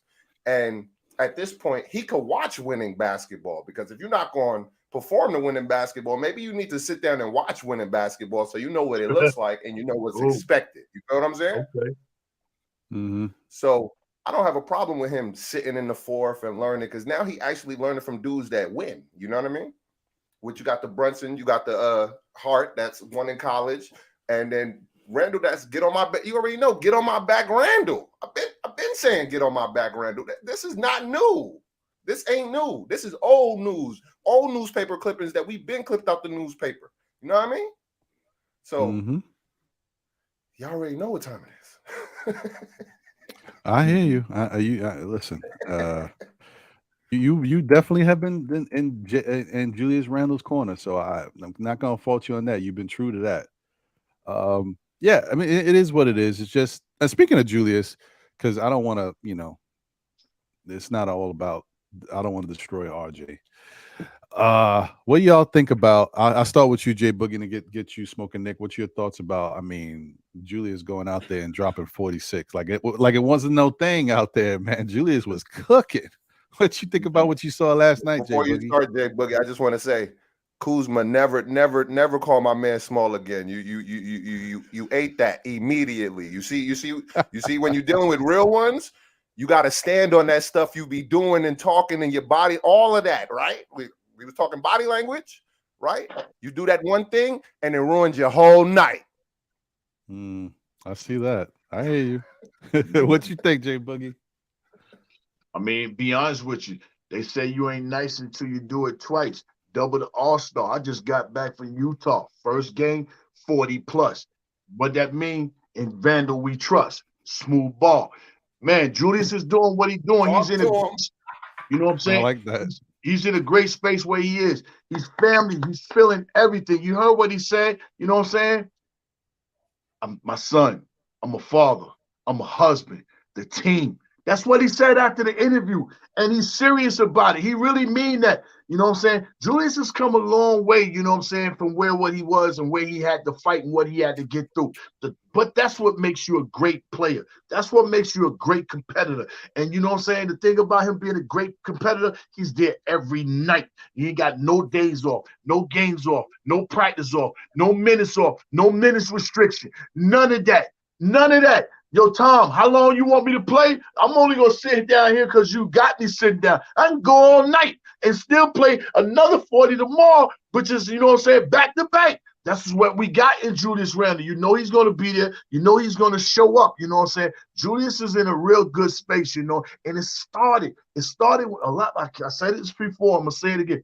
It started when he faced the city in that summer league, when he walked into that gym and said, yo, I'm right here in the city. What you got to say about me? What you going to say? How you feel about me? Because I'm going to face the city. I'm going to be here. I'm not going nowhere. Say what you want to say. And guess what? That prepared him for being inside the buildings, you know what I'm saying? When people used to say, oh, man, he only turning up because it's COVID. You know, only a few people in the seats and all that. How many people in the seats and stands right here, right now? Sooner or later, you're going to have to appreciate what this guy is doing and what he's bringing to the table. And it's only going to get better. You know what I'm saying? This is only year one of him and Brunson. You know what I'm saying? So Julius has some more work to do, but I love the fact that he's proven, you know what I'm saying, not to the doubters, but to himself that I belong here. I'm supposed to be here. And I apologize for what I did before, but I'm moving forward. If you don't want to move forward while I'm doing what I'm doing, then stay stuck in the past with what happened in the past. But I'm moving forward. The organization is moving forward. The team is moving forward. You know what I'm saying? And my family, we moving forward. So you got to appreciate what Julius Randle is putting on the table. You know what I'm saying? I got this. Yo, my man, you've been sitting out. They hated on you as far as going to the All-Star. So you probably ain't been running, doing anything. You deserve to take that break. You put so much up on in the beginning of the season. But, yo, I still got some legs. You all right? Give me the rock. I'm going to tote you. Hey, yo, hey, Mitch, you back. I'm not going to hit the boards like I used to because I got to turn up. Hit the boards. Everybody replacing one another's replacement and doing something for somebody else that what they used to do. So if Julius used to rebound and last night he didn't concentrate on rebounding because he needed buckets, Mitch was there to clean up the boards, you know. Hartenstein there to clean up the boards, you know what I'm saying? Everybody replacing one another in this movement. And that's what you say. That's when you can say we got a team. And this is what we want RJ to be a part of, replacing something else that somebody else is not doing. Just like we replace something else that you're not doing, we don't have problems about replacing doing things that you're not doing, but we want you to also make those replacement type moves too. And this is what Julius is doing. That is our best player on this team. You know, I must say that that is our engine on this team. But Jalen Brunson is the conductor. He can drive the engine, and they okay. They offset with one another. If they on the same page, eye to eye. This is not Julius and Kemba Walker. This is Julius and Jalen Brunson right here, right now. You know what I'm saying? Two lefties doing what they got to do, man. I love it, man. Keep turning up. Keep doing what you're doing, squad. Keep rocking. Keep pursuing. Keep making everybody, you know what I'm saying, become back New York Knicks fan, except those over there in Brooklyn. Stay over there. If you don't want to be in Brooklyn, go back to Great Adventures in New Jersey. But don't come back over here in MSG with us, period. I hear you. Can I ask y'all a question? What's up? This individual season statistically for Randle is better than 2 years ago. So is that like, I know he ain't gonna get MIP again because that's ridiculous. I think it should go to Brunson, if anything. But you know, they might snub him on that. But is he a second team, first team All NBA this year, or because he averaging 25, 10 and 8, 10.8, and like four rebounds. I mean, 4 assists.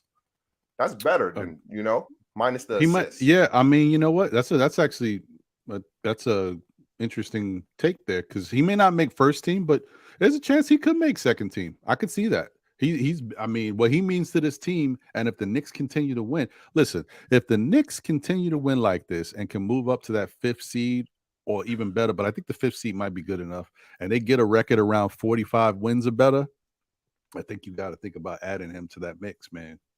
He's been a big part of this whole thing.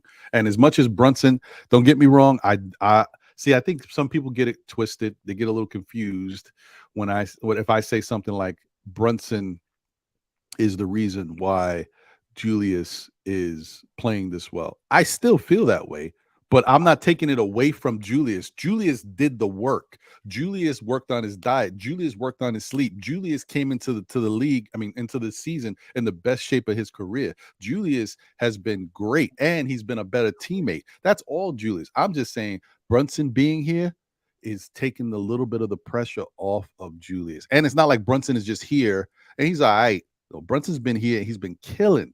So that definitely helps Julius. As much as you want to give Julius his credit, he definitely deserves all of it. But look, Brunson helps. Having a guy like that is good. He actually can trust. So I agree correct. with you. Correct. Yeah. Because even as much as we wanted to say, like, because in the past, it was really, they don't talk about it too much, but Julius and RJ was really like this. They don't say it, but that's what it was, because RJ and Julius have been together for the longest amount of time, and they know what it is. But RJ just hasn't been that.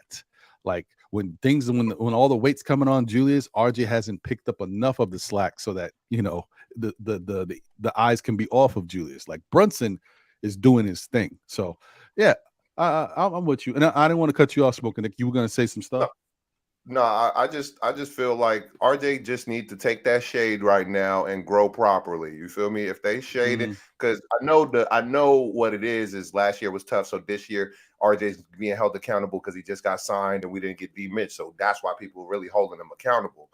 But now we just need to focus on the fact that we got 2 all-star players on our team, 1 certified, 1, you know what I mean, uncertified. But at this point, we one of the hottest teams in the NBA. We just knocked off a team that won like 4 of the last of their 5 games. You feel what I'm saying? In Washington last night, and we did it in convincing fashion.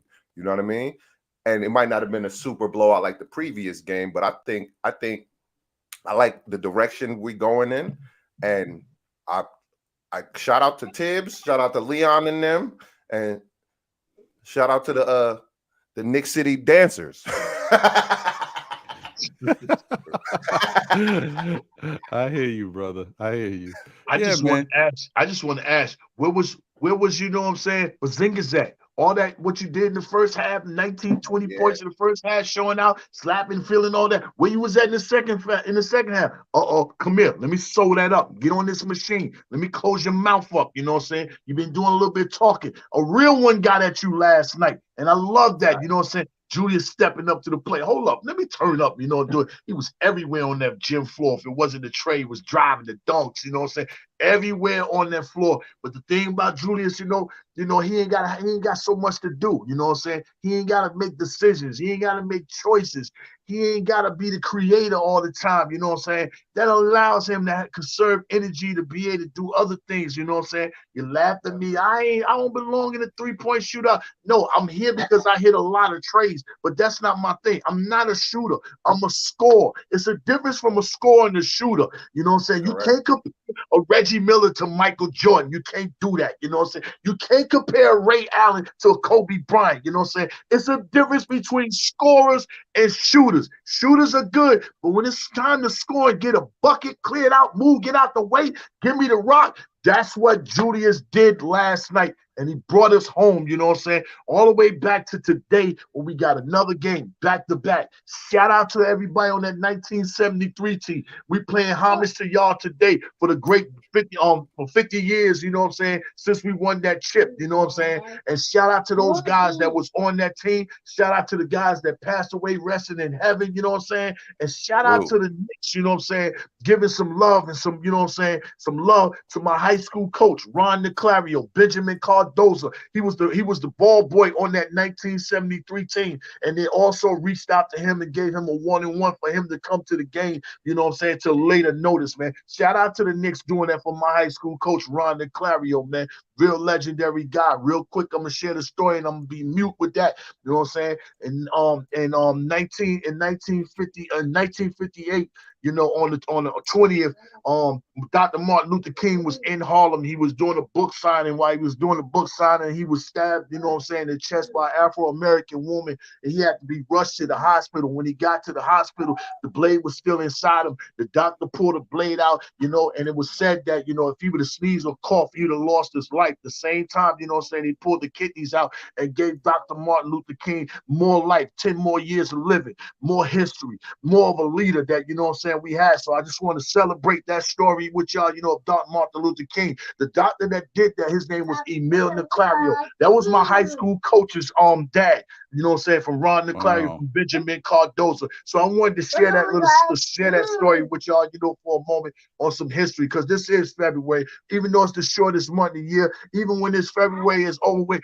don't stop acknowledging and learning history. Don't stop, you know, stop learning history and holding on to history and not passing it on to somebody so they can know and understand things that you know or you witnessed in life, so they can come up and understand and they can share it with their generations, and that generation can share it with that generation. That's what history is, when you can have it and not hold it, but you can pass it on and keep the memories and the legacies and all that going on, you know what I'm saying, for years and years to come, you know what I'm saying. We don't need to get stagnated about our history, our leaders, things that the people that done great things, even people that done bad things that changed their lives like me and done better things, you know what I'm saying. I know everybody always witnessed the last wrong thing that you did, but when you change the wrong thing you did and you make the right things into existence, that's a better person, you know what I'm saying. So I just wanted to share that a little bit, man. Shout out to my high school coach, the great Ron Niclario. He's in the building later on today.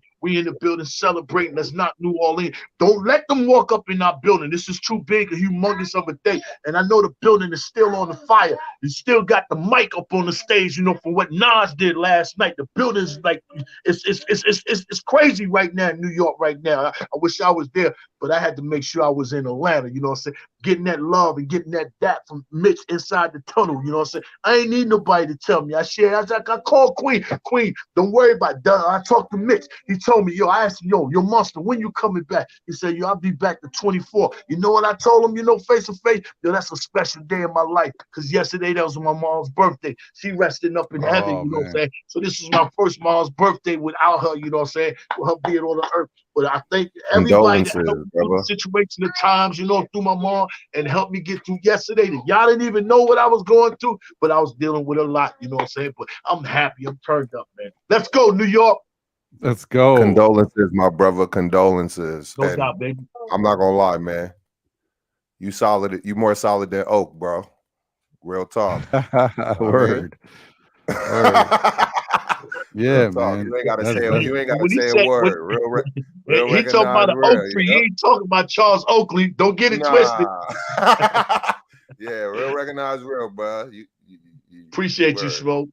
100. That's why you be on your show, you know what I'm saying? And I don't been up all day and over here in our time zone. When I see your show, man, I can't leave you out too, man. We got to support all channels and everything everybody's doing. I told you at the beginning, we got the greatest content people it is, you know what I'm saying? Point blank across the board. I don't care what sports, whatever it is you present that has a New York logo to it. That man way out there in what, Sacramento, Phoenix, out there holding us down to the fullest, you know what I'm saying? So why can't we go out there and hold him down? Hit your like buttons anywhere, everywhere. It should be the year that we hit more like buttons, man. Hit them like buttons up, man. Say hi, Ron. Real Say Brooklyn hi, out Nick. here, but I Hey, ain't switched up for nobody. You feel what I'm saying? I'm from New York. You know what I mean? You already know the vibe. You already know how we coming in our city, That's man. right. We That's ain't, right. we ain't going nowhere and claiming nothing else but where we from. You know what I mean? That's it. That's right. That's it, and that's all. So New York Knicks for life. You heard what she said. Click that like button. You heard. I didn't tell her that. I- You heard what she said. Click that. Get Hit them that likes like up, button, man. y'all. that's what I'm talking about. You That's already know what the I'm vibe. talking about. Yes, yes. Shout out to A Train. Salute, appreciate you, my brother. Allah Wise is in the building. What's going on, my brother? Good to see you. Drip more. Okay. The barber of still Knicks fans and the Knicks community is in the building. Let's go. What's going on, Drip more? And appreciate you guys, man. Damn, man. What good content we got going on here? Great conversation, great chat. Appreciate y'all. Show your love. Smash that like button, as she said. Listen, y'all, don't play around. She ain't mean business. Hit that like button. That's right. man. If you watching, you like, then hit the like. That's right. Tell him. What's your daddy name? You know what I mean? If you watching, you like it. So hit that like button. Right. Come on, y'all. Hit that like button.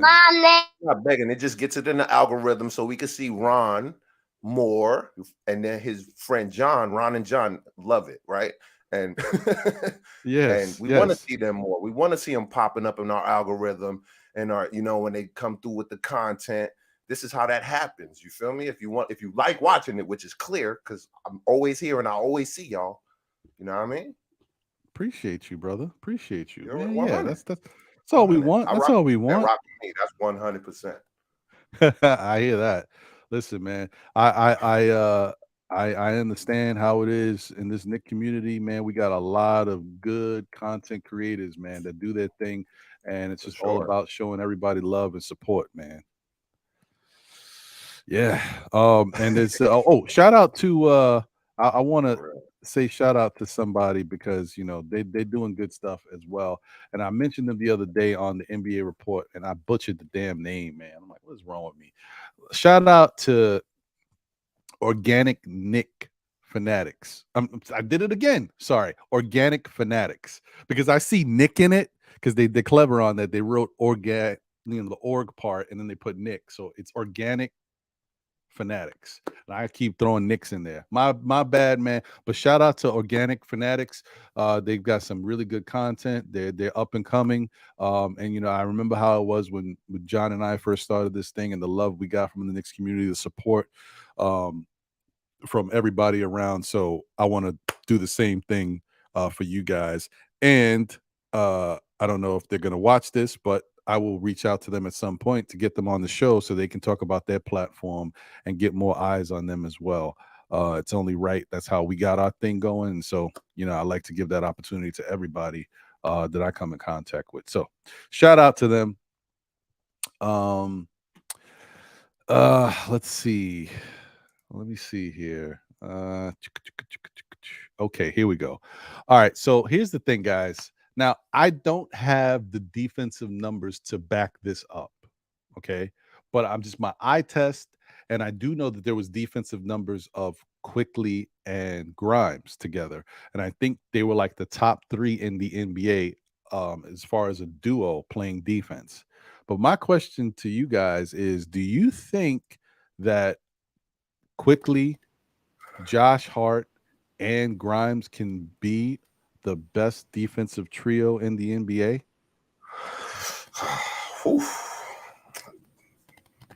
I think at important times, yeah. You know what I mean? I think put in certain circumstances at certain times, they can shine. But the games is not going to be as long. They don't have enough time to, be the best in the NBA because it's the whole season, and they're only going to play together for 24 games, 26 games total. So no, but do I think they can have impact in important instances? Yes. Okay. I can rock with that. Keeping it short and brief. I like that. What you think, Jay Boogie? Hey, let me get the top of that question again real quick. I was, attending to my baby. So I was saying that, I've seen already, there was already stat put out there that Quickly and Grimes are the best trio in the NBA. at defense, like a defensive tandem. Those two, what they've done on the court, they're like number 3 in the NBA, right? So what I said was, do you think that Grimes, Quickly, and Josh Hart can be the best trio of defenders, like a combination together? Because now, last night we saw them on the court at the same time. You know, in the NBA, do you think they could be the best trio of defenders? Oh, no doubt. They could be the best trio on the floor, you know what I'm saying? Because the trios that's on the floor with the LA Clippers, they lackadaisical right now. They ain't really switching and recovering. Those 3 guys can be hungry because they hunger for playing time. They want to show that they want to stay on the floor. It's a different from a guy that wants to get on the floor than a guy that's supposed to be on the floor. And if you're hungry to stay on that floor, you're going to do everything it takes, you know what I'm saying? And if that means playing defense, diving on the floors, that's what them guys is going to do. They're all out effort. And another thing I like about all 3 of those guys, they can pick you up full court, man to man. You know what I'm saying? You work down that shot clock far as when you pass half court, man. Those 3 guys here, they got a lot of potential to be the best three trio it is on the defensive end, you know what I'm saying? And you're gonna see them together in a lot more moments, a lot more situations coming, you know what I'm saying, to play further in the future, you know what I'm saying, as we wind down these last 21 games. And then what's gonna be even more crazier when they know behind them they got the block net monster. So now I can even get more aggressive, you know what I'm saying? So I love that. I love that trio. That's a great question. Okay, all right. So I'm rocking with what you feel about that, Jay Boogie, and I'm also rocking with Smoking Nick, because I see what you're saying as far as time. Like, are they even going to have that amount of time together to be that trio? I hear you. I'm just like wondering, you know, because I think that the way these guys are starting to play defense and the dog plays that Josh Hart is making, which is contagious, by the way. I don't know, dude. You seen how he was going and getting after it last night?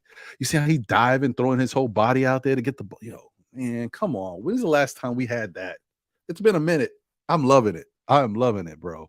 So yeah, I hear you. I like everything I'm seeing, and I just hope that they continue to do that out there in the court and fight for New York, like the throwback teams of the 90s. You don't got to play that tough, rugged defense, but just play hard-nosed defense and, you know, go all out, dive for loose balls, put your body on the line when it's necessary. That's right. Go all out. And the trend carries over to the next person that feel like I need to do the same thing. Money Mitch, diving on the floor, hand on banner, and don't even know he can re-injure anything. I'm out here. I'm going all the way out. That's a loose ball. I need that. So when you see that happen, you're supposed to be like, why I can't do the same thing? And that's what Josh did. My center can dive on the floor with his hand messed up. I can dive on the floor, and I got both my hands at healthy mode. I like the trend, passing on. I like that. Follow suit. Follow suits. Yeah, man. I was just telling my shorty that we one of the very few teams that play defense super good. I know that we give up a lot of threes, but it's in the form because our defense is actually a complicated scheme, and when run perfectly, we be clamping. When everybody's switching at the right moment, getting on their man, hedging, flashing, jumping back. I've been watching games. I'm like, God, we playing perfect defense right now. It's looking beautiful. It's like a work of art when the system runs right. You feel what I'm saying? But the point of the system is to give up perimeter shots and not give up points in the paint. That's really our system. You feel what I'm saying? Right.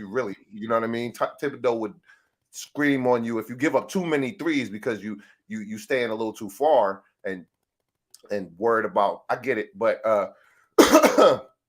I think that our system defensively is one of the best systems in the NBA. What are we ranked right now? I know we was ranked super high at like 20 something, and then we just been going, up. What are we like?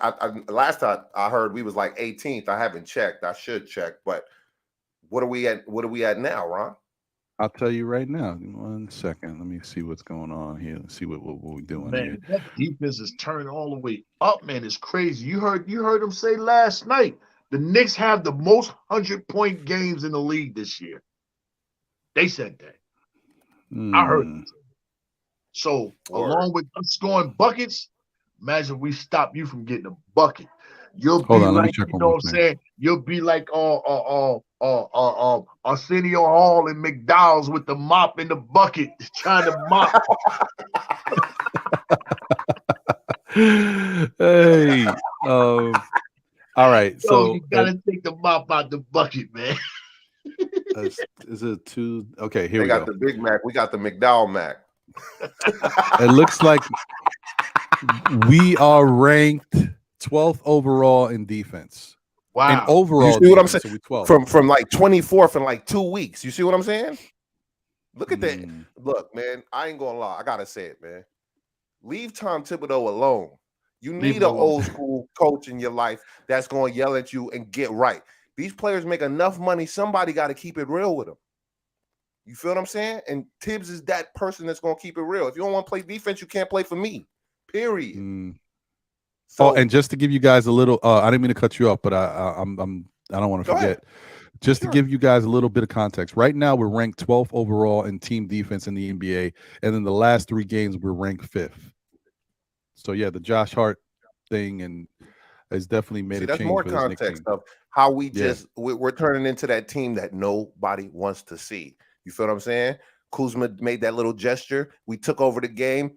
Shut your mouth. Where was like Jay Boogie said? Where was Porzingis after the first quarter? He stepped aside and let Randall have his moment, like, because they was going back and forth in the first. And then Randall was like, "Man, you had the bag and you fumbled it, right? It's my bag now, and I'm gonna show you I'm not gonna fumble it." You feel what I'm saying? I ain't gonna lie though, I kind of loved that. I loved watching them go at it a little bit because it's know it's like a friendly thing. Because listen, regardless of what happened, and Porzingis knows he messed up, man. He already knows. Yeah, I fumbled the bag. I messed up. I listened to my brother. He gave me bad advice. He was a terrible agent, and now I'm in this situation. So it is what it is. So, but yeah, imagine if we still had Porzingis and we would sign Randall after the Lakers let him go. And we would have had that stretch, the stretch 5 that everybody say they want, right? You know what I mean? That's why they was begging for Miles Turner last year. I ain't forgot about y'all, right? When the Indiana Pacers is trash, right? As a team and an organization, I said it. You know what I mean? And at this particular point, not in the 90s when they had Reggie in them, they were better then. But all I'm saying is at this point, man, we just got to appreciate what we're doing, win or lose tonight, which I think we're going to win because the momentum's in our side. You feel what I'm saying? I just want to see what B.I. and CJ do against us. You know what I mean? But I'm just worried about what we doing over here on our side of the fence, man. I ain't worried about what these other teams got going on, how many points they players score, how many games they won in a row. I don't care about none of that. You coming to see us at our home, you got to deal with that. You know what I mean? It's going to be a problem. And y'all talking about defense, the defense is going to get even better because now Mitch is back. You know what I'm saying? We was moving up the charts with Mitch out. You know what I'm saying? So that tells you that people are locked in on playing some defense. You know what I'm saying? Now with Mitch back, you know what I'm saying? You can't do nothing but be more locked in on the floor. You know what I'm saying? Shout out to Tom, like you know what I'm saying? Nick just said, you know what I'm saying? Shout out to Tom for everything that he's tried to do, you know what I'm saying, that he changed or whatever, you know what I'm saying, and it's been working. It's been working. So you got to shout out for him, for him making efforts to, to do different things on the court. When the next time something doesn't work that he's trying to do something to see if it can work and it don't work, that don't mean you got to go bash him. You know what I'm saying? He's just trying to figure out all phases of the game. Tom has the hardest situation dealing with the New York Knicks. You got a bunch of guys, you know what I'm saying, on the team, a bunch of guys who can get some playing time. He got to figure out all of that at the same time trying to coach, same time answering to the media, same time taking the criticism, you know what I'm saying? But doing through all that, same time he's winning. He is winning through all that right there. So you got to, Appreciate Tom and, you know what I'm saying, everything that he was doing, whether you like him, whether you think he can take us to a championship or whatever.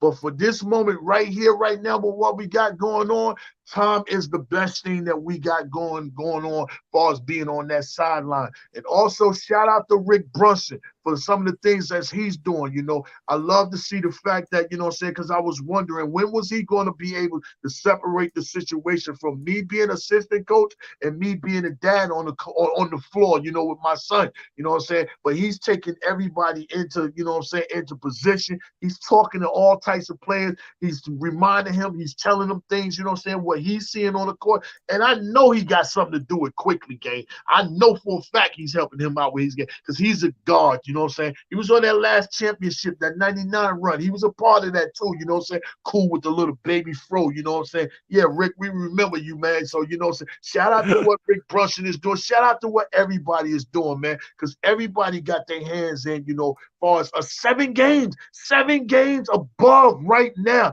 You know what I'm saying? You know how long it would have took us to, you know, in the other years for us to come on, stop playing 7 games with more games to come, man. More games to come, man. I'm ready, man. I'm ready, man. I look for the take care of business with New Orleans. I know we got Boston coming on. I know we got Miami. So what?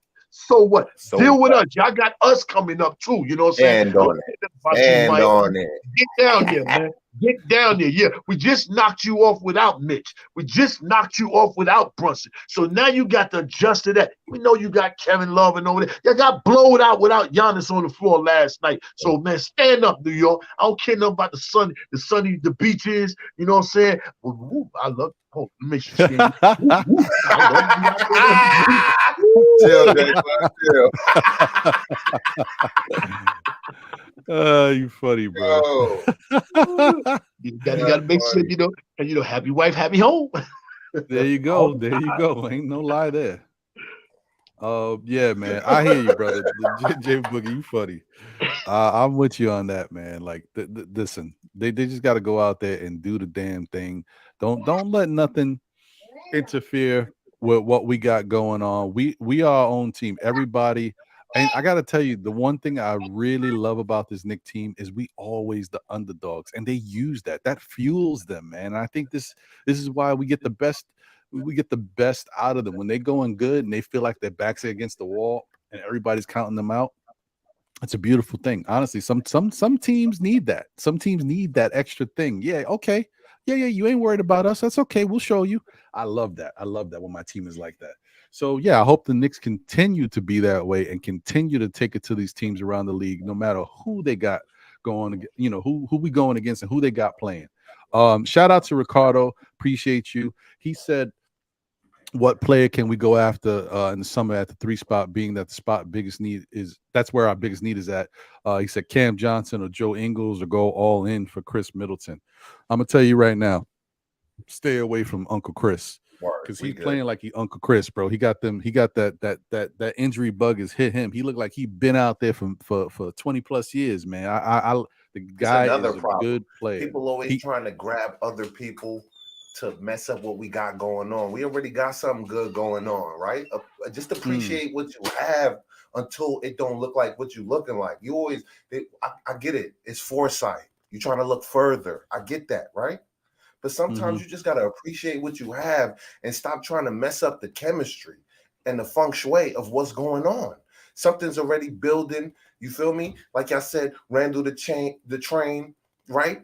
Brunson the conductor. You feel me? And RJ's the passenger, right? So we just need to appreciate that right now and just stop always begging and hoping for other things and just appreciate what you have. It's working right now. Like, That'd be my whole thing. It's just like you know how I am, J Bug, man. Appreciate what you have before you don't have it, and then we go back to what we used to look like. Yeah, that's right.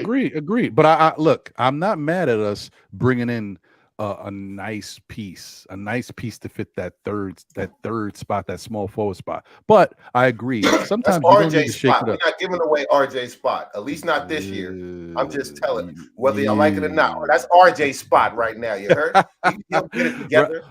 I hope he does get it together. But I don't even What necessarily. happened last year when he was the face of the franchise? Now all of a sudden, man, y'all guys is crazy to me, man. Not y'all. I don't want to give up on RJ. They know who they are. I don't want to give up on RJ, but I do think that sometimes you might need a little help in that third spot off the bench. Off the bench, you might be. Sorry, Ron. I had a moment right there. My bad. No, it's okay. It's all right. Listen, ain't nobody smoking. Nick, this is for you. Ain't nobody forgetting. This is who we got. All right, ain't nobody forgetting that's the guy right now. All right, we ain't gonna forget him. I ain't no man fan like that. We know we know what he means to the team. Don't you worry about it. That's right. Yeah, we here to talk where everybody's talking about, you know what I'm saying, all these Wildcats, you know, Villanova Wildcat. Don't get it twisted. Kentucky is out there too, and they Wildcats too. Julius is performing. IQ is performing. Now, if you want to say Wildcats, let's combine them. You know what I'm saying? You want to talk about Nova? You want to talk about Kentucky? Well, maybe we can call them a nice tandem like Canova. Yeah, we got them Canova boys right there. They all Wildcats. You know what I'm saying? But RJ, keep doing what you assemble. Yo, keep doing what you're doing, RJ. Not turning up. We gonna send you down there with your homeboy down there in Duke and bring back Murphy. Come here. But can I ask a question, right? Kuzma did that little thing, but then when Randall was running up on him, why he pulled back? You know, when he got that reverse lay, why he ran up on him, was about to dunk on his head, and he pulled back. So Randall just did the reverse lay. He was about to dunk on his head. Why he pulled back? I thought your man was. Oh, you didn't want to get ESPN, huh? Top 10 of the night, huh? Hey, Smoking Nick, I love you, my brother. You can talk about that all you why you want, but let me tell you, it's a whole lot of people when he got out of Julius' way. He did the smart thing. He getting out this crazy. He got black, everything flying. He wide open. I ain't gonna lie, bro. If I was there, I'd get out of Julius' way too. Julius be coming in with forearms, elbows, knees, all types of stuff, bro. Julius, you don't know which leg he get ready to jump off. Yo, Julius is wild when he comes into that lane, bro. If you and I think that helps play into what he got going on, man. Like he a freight train, but when you try to defend him, you gonna catch an elbow in your grill or something. Like you gotta watch out. I hear you. And listen, Kuzma had to shut up, bro. Listen, I mean, look, Kuzma's a bad boy, but Julius is a bad boy too. And let's not get it twisted though. Kuzma he has his moments where he's that guy. Last night, even though he stepped out of bounds, he hit that three. So Kuzma is a dude, bro. But he gotta stop doing all this. A little too much. Especially not when Julius is going the way he going, coming off of the All-Star break. Everybody talking about his three-point shooting, how he only got limited minutes in the All-Star game. What'd he do? Oh, I'm coming back to the Knicks. This is my team. Bang, 46 on your head. I love it. Be honest, I love it. This is great. Nothing better than that. You know, the only thing that would make this better is if I had a J Boogie song that I would be ready to drop on the show. Because if I had that, wait, I do have that. That could make it better. Yeah. So I think it's about that time, fellas. I think we're about to get into this J Boogie. You know what I mean? Because J Boogie continues to bless us and this Knicks community with more and more hits. We come back with more and more hits. You know it. So solid as oak. Yeah, man. Let's do that. Let me bring up J Boogie's joint. Well, first off, hopefully it plays the right way, because I be trying, man. StreamYard don't always work with the brother. I'm hoping it works for me. Come on, StreamYard. Let's do the damn thing. Let me see. Man, I don't have my phone, but when I get my phone, I'll get your number and then I'll inquire you on some things that I be doing to get things to. You feel me? Gentlemen, Jalen Brunson.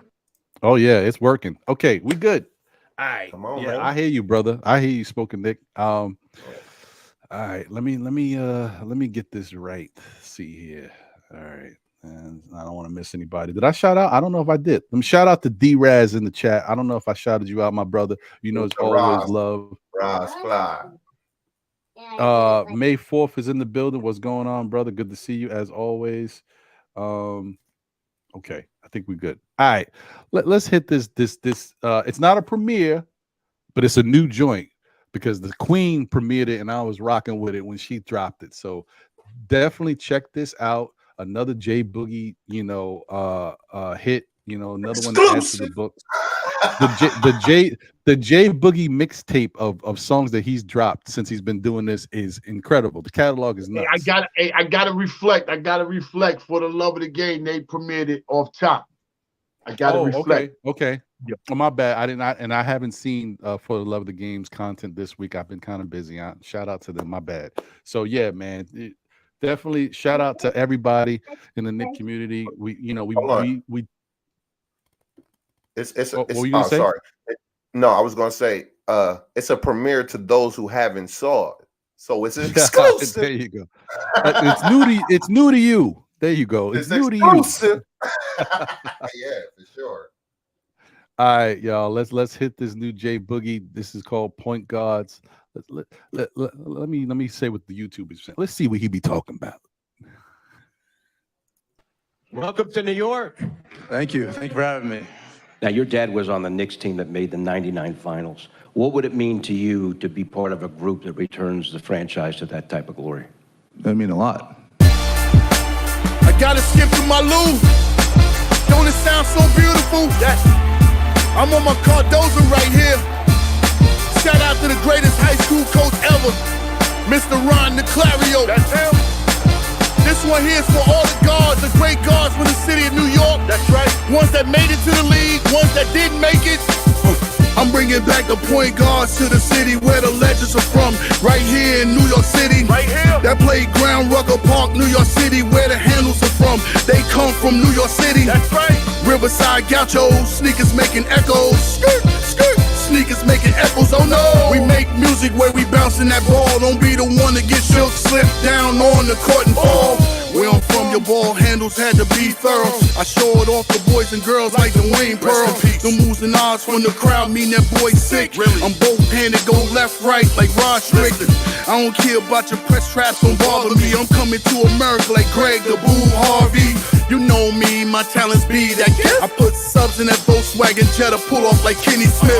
They drive around park to park for that action. Mama, there go that man. I'm commentating like a Mark Jackson. Tell the truth, they know I'm hard to check. And see what Kenny Anderson did to Bobby Hurley down in Georgia Tech. We so ill on the court, they know it's scary. Even went back to Coney, recruited Stephon Marbury. That's how it is in the city, they know we go hard. That in and out pull back, that's that sham guard. I'm bringing back the point guards to the city where the legends are from. Right here in New York City. That playground, Rucker Park, New York City, where the handles are from. They come from New York City. The best. Riverside Gauchos, sneakers making echoes. Skirt, skirt. Sneakers making echoes, oh no. We make music where we bouncing that ball. Don't be the one to get shook, slip down on the court and fall. You want that marquee player, I bought him marquee, so let's kill the assumption. Little Rick, you know that's Jalen Brunson. They try to tell me I'm too small for the city. The tiny ultra ball with braids, that's right, I'm on my gritty. I'm making sure I bring the point guards back. You see the garden stay packed. Told Luca I ain't coming back. I'm in a city with fans, they got a lot of pride. And after games get feedback from Ward Clyde. Or call up to any phone that's in the first verse. You can't be great without making sure you research. You can't tell me our point guard, he ain't working. It's that basketball version before the hustle, Mr. Pee Wee Kirkland. Better known as a Gatorade player, back to back 2 times. I'm a Gatorade player. Player of the year plus a 2-time champ. Now it's on like your grandma's favorite lamp. I'm bringing back the point guards to the city where the legends are from. Right here in New York City. That playground, Rucker Park, New York City, where the handles are from. They come from New York City. Riverside Gauchos, sneakers making echoes. Skirt, skirt. Sneakers making echoes, oh no. We make music where we bouncing that ball. Don't be the one to get shook, slip down on the court and fall. All I hear is he's too small, but I see him getting this shot off of anybody that's in front of him. Oh, what about, he don't play no D, but all he do is stick his chest out. Got the most charges in the league, huh? Jalen Brunson, that's our point guard. He brought it back to the city where the legendary point guards are from. You heard? Whoa. And shout out to the office. Shout out to Mr. Leon Rose. Shout out to Mr. Scott Perry. Shout out to Mr. Worldwide West and Mr. Allen Houston. Everybody that's involved, you heard? I'm bringing back the point guards to the city where the legends are from. Right here in New York City. That playground, Rucker Park, New York City, where the handles are from. They come from New York City. Riverside gauchos, sneakers making echoes. Skirt, skirt, sneakers making echoes. Oh no, we make music where we bouncing that ball. Don't be the one to get shook, slip down on the court and fall. Go ahead, snub them again. I dare you.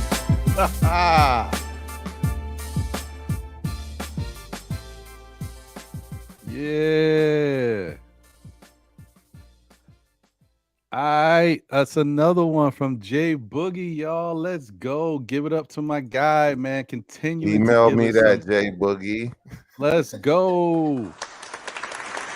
Email me that.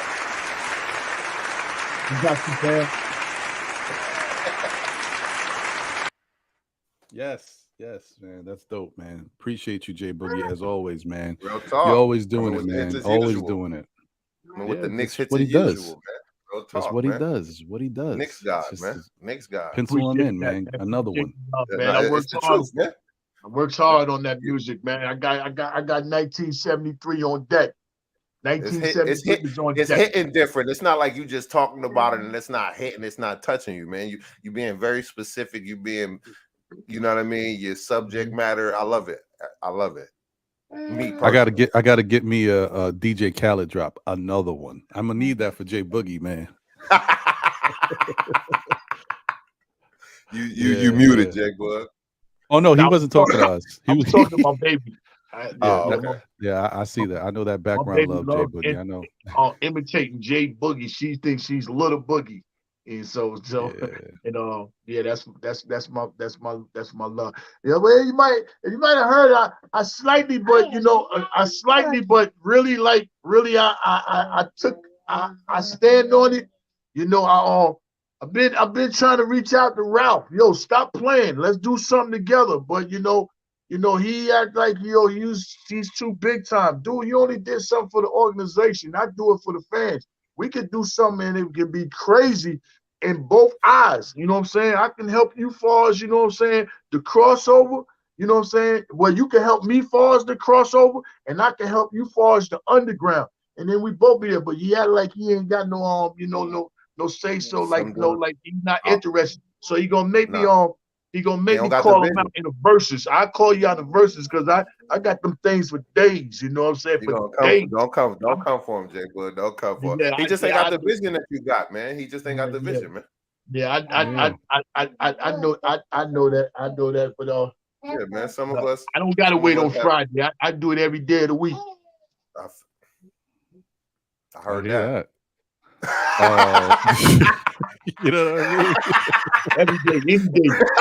I told you, solid as oak. Yeah. Yes, sir. Guys, before we get up out of here, I wanted to just go over because the Knicks got a game tonight, folks. We going back to back on it. We got a game against these New Orleans Pelicans. You know what I mean? Shout out to Jarvis LaFleur out there. His peoples. But he a Knicks fan. But I'm just saying, they're from where he from. Even though it's a Garden game.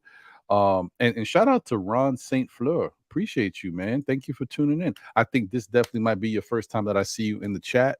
Thank you for being here. Hopefully you love the content and continue to rock with us. So yeah, man, let's take a look at this real quick. See what I love doing the tail of the tape, looking at how these teams play. That's my favorite thing to do sometimes. And shout out to Steph, because Steph does something that I wanted to do and I kept forgetting to do, but then she does it, so I'll let that be her thing. She likes to look at the leads in the game and see how it goes up and down, how it changes. So I think that's a really cool thing that she does. So shout out to her for doing that and showing us how the leads go up and down and change. And sometimes when you can see when the lead is the same for the team throughout the whole course of the game, it's pretty dope. All right, guys. So this is the tail of the tape for New Orleans versus the New York Knicks. And look at this. New Orleans is averaging 114.8 points per game. The Knicks are averaging 114.6. Rebounds, New Orleans has 44.1. Knicks have 46.9. Edge Knicks. Assists, 25.7 for New Orleans, 22.3 for the Knicks. Edge Pelicans, 8.5 steals for the Pels, 6.1 for the Knicks. Edge Pels. Blocks, 4.2 to 4, even. Turnovers 14.3 to the Knicks 11.8. Edge Knicks. Then shooting field goal percentage 47.9 to 46.2. To me, that's kind of even. 3-point percentage 35.6 for the Pels to 34.6. I think that's kind of even. Free throw percentage 78 for the Pels, 77.1 for the Knicks. I think that's kind of even. Let's look at these points in the paint, second chance points. Points in the paint 54.9 for the Pels, 51.6 for the Knicks. Edge Pels. Second chance points 14.5 for the Pels, and the Knicks at 17.2. Edge Knicks. And then fast break points 14.8 for the Pels, 11.7 for the Knicks. So I know the Pels are kind of up and down with their play and Zion not being there, but I'm gonna tell you right now that even though Zion's not there, and I know a lot of these stats are contingent on him being out there helping them. They got BI, Brandon Ingram's back. McCollum has been playing great this year. Trey the third is he's the young dude out there doing his thing. Do not sleep on these Pelicans. This is not going to be an easy game for the Knicks. The Knicks going to have to come whatever they did from the second quarter on in the last night's game. They're going to have to bring that same energy to this game. That first quarter, if the Knicks play like that first quarter, they may lose this game. So hopefully they come out and do the damn thing. What you guys think about tonight's game? Let me start with you, Smoking Nick. Besides BI, they don't have nobody on their team that I'm really worried about. I know CJ. You're worried about McCollum? I ain't worried about McCollum, man. We got the what we would call the canceling out factor, right? Jalen Brunson had a bad game last night, so I suspect that he won't have a bad game tonight, right? So he'll counteract what he's doing, and then Jonas don't even average more rebounds than Randall on most nights, right? According to the chart. So I expect Randall to, put a chest in him. And Valanciunas is a solid player. In the NBA, they all solid. So I'm just being a little extra with it. But I'm just saying that, it's our time. And they in the way today. So whoever in the way got to get freight trained. I ain't worried about, all the stats and analytical stuff. I like it. But that don't matter to me. I'd rather just ride the momentum until it falls. You know what I mean? But look, we got the high scorer. We get the most rebounds.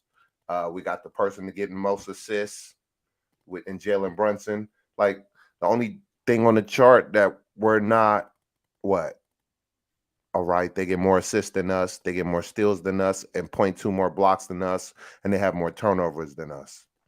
And they shoot a slightly better 3-point and free throw percentage. So it's a 50-50 game, but this is what we built for. We built for them 50-50 games. Okay, I like that. All right, I feel you. Jay Boogie, what you thinking about tonight's game?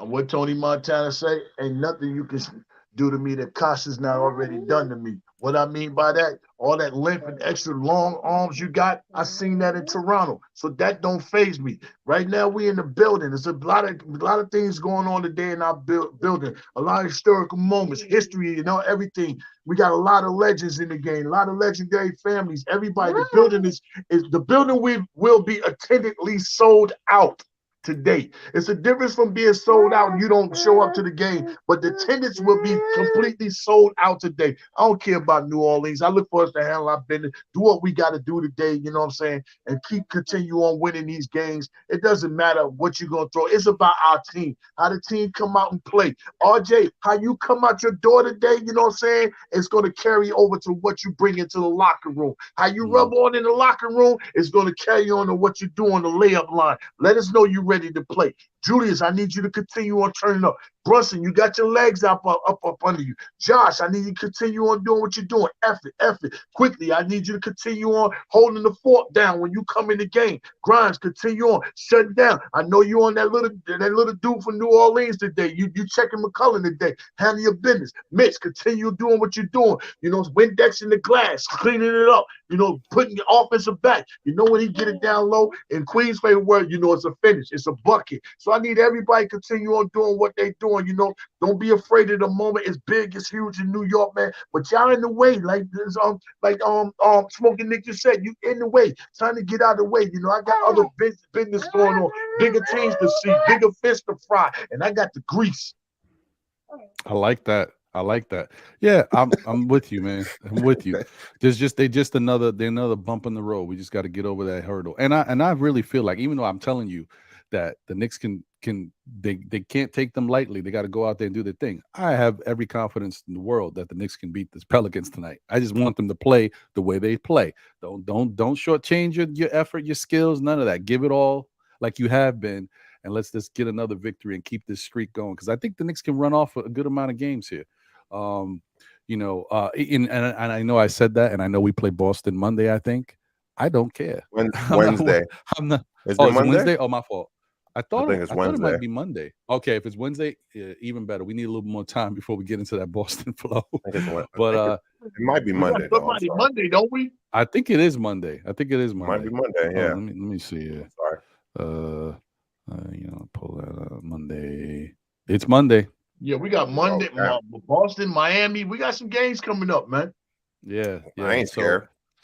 Yeah. I'm not either, but I think I like Boston's done their thing, and they've kind of run out, and they in their spot. So we might be able to steal this game on Monday. And I'm not saying when I say steal I wouldn't call it a steal. Yeah, I wouldn't call it a steal. No, but remember, we don't know, like Jaylen Brown has been playing. He's been a little hurt, banged up. He got the mask on. He's the mask avenger.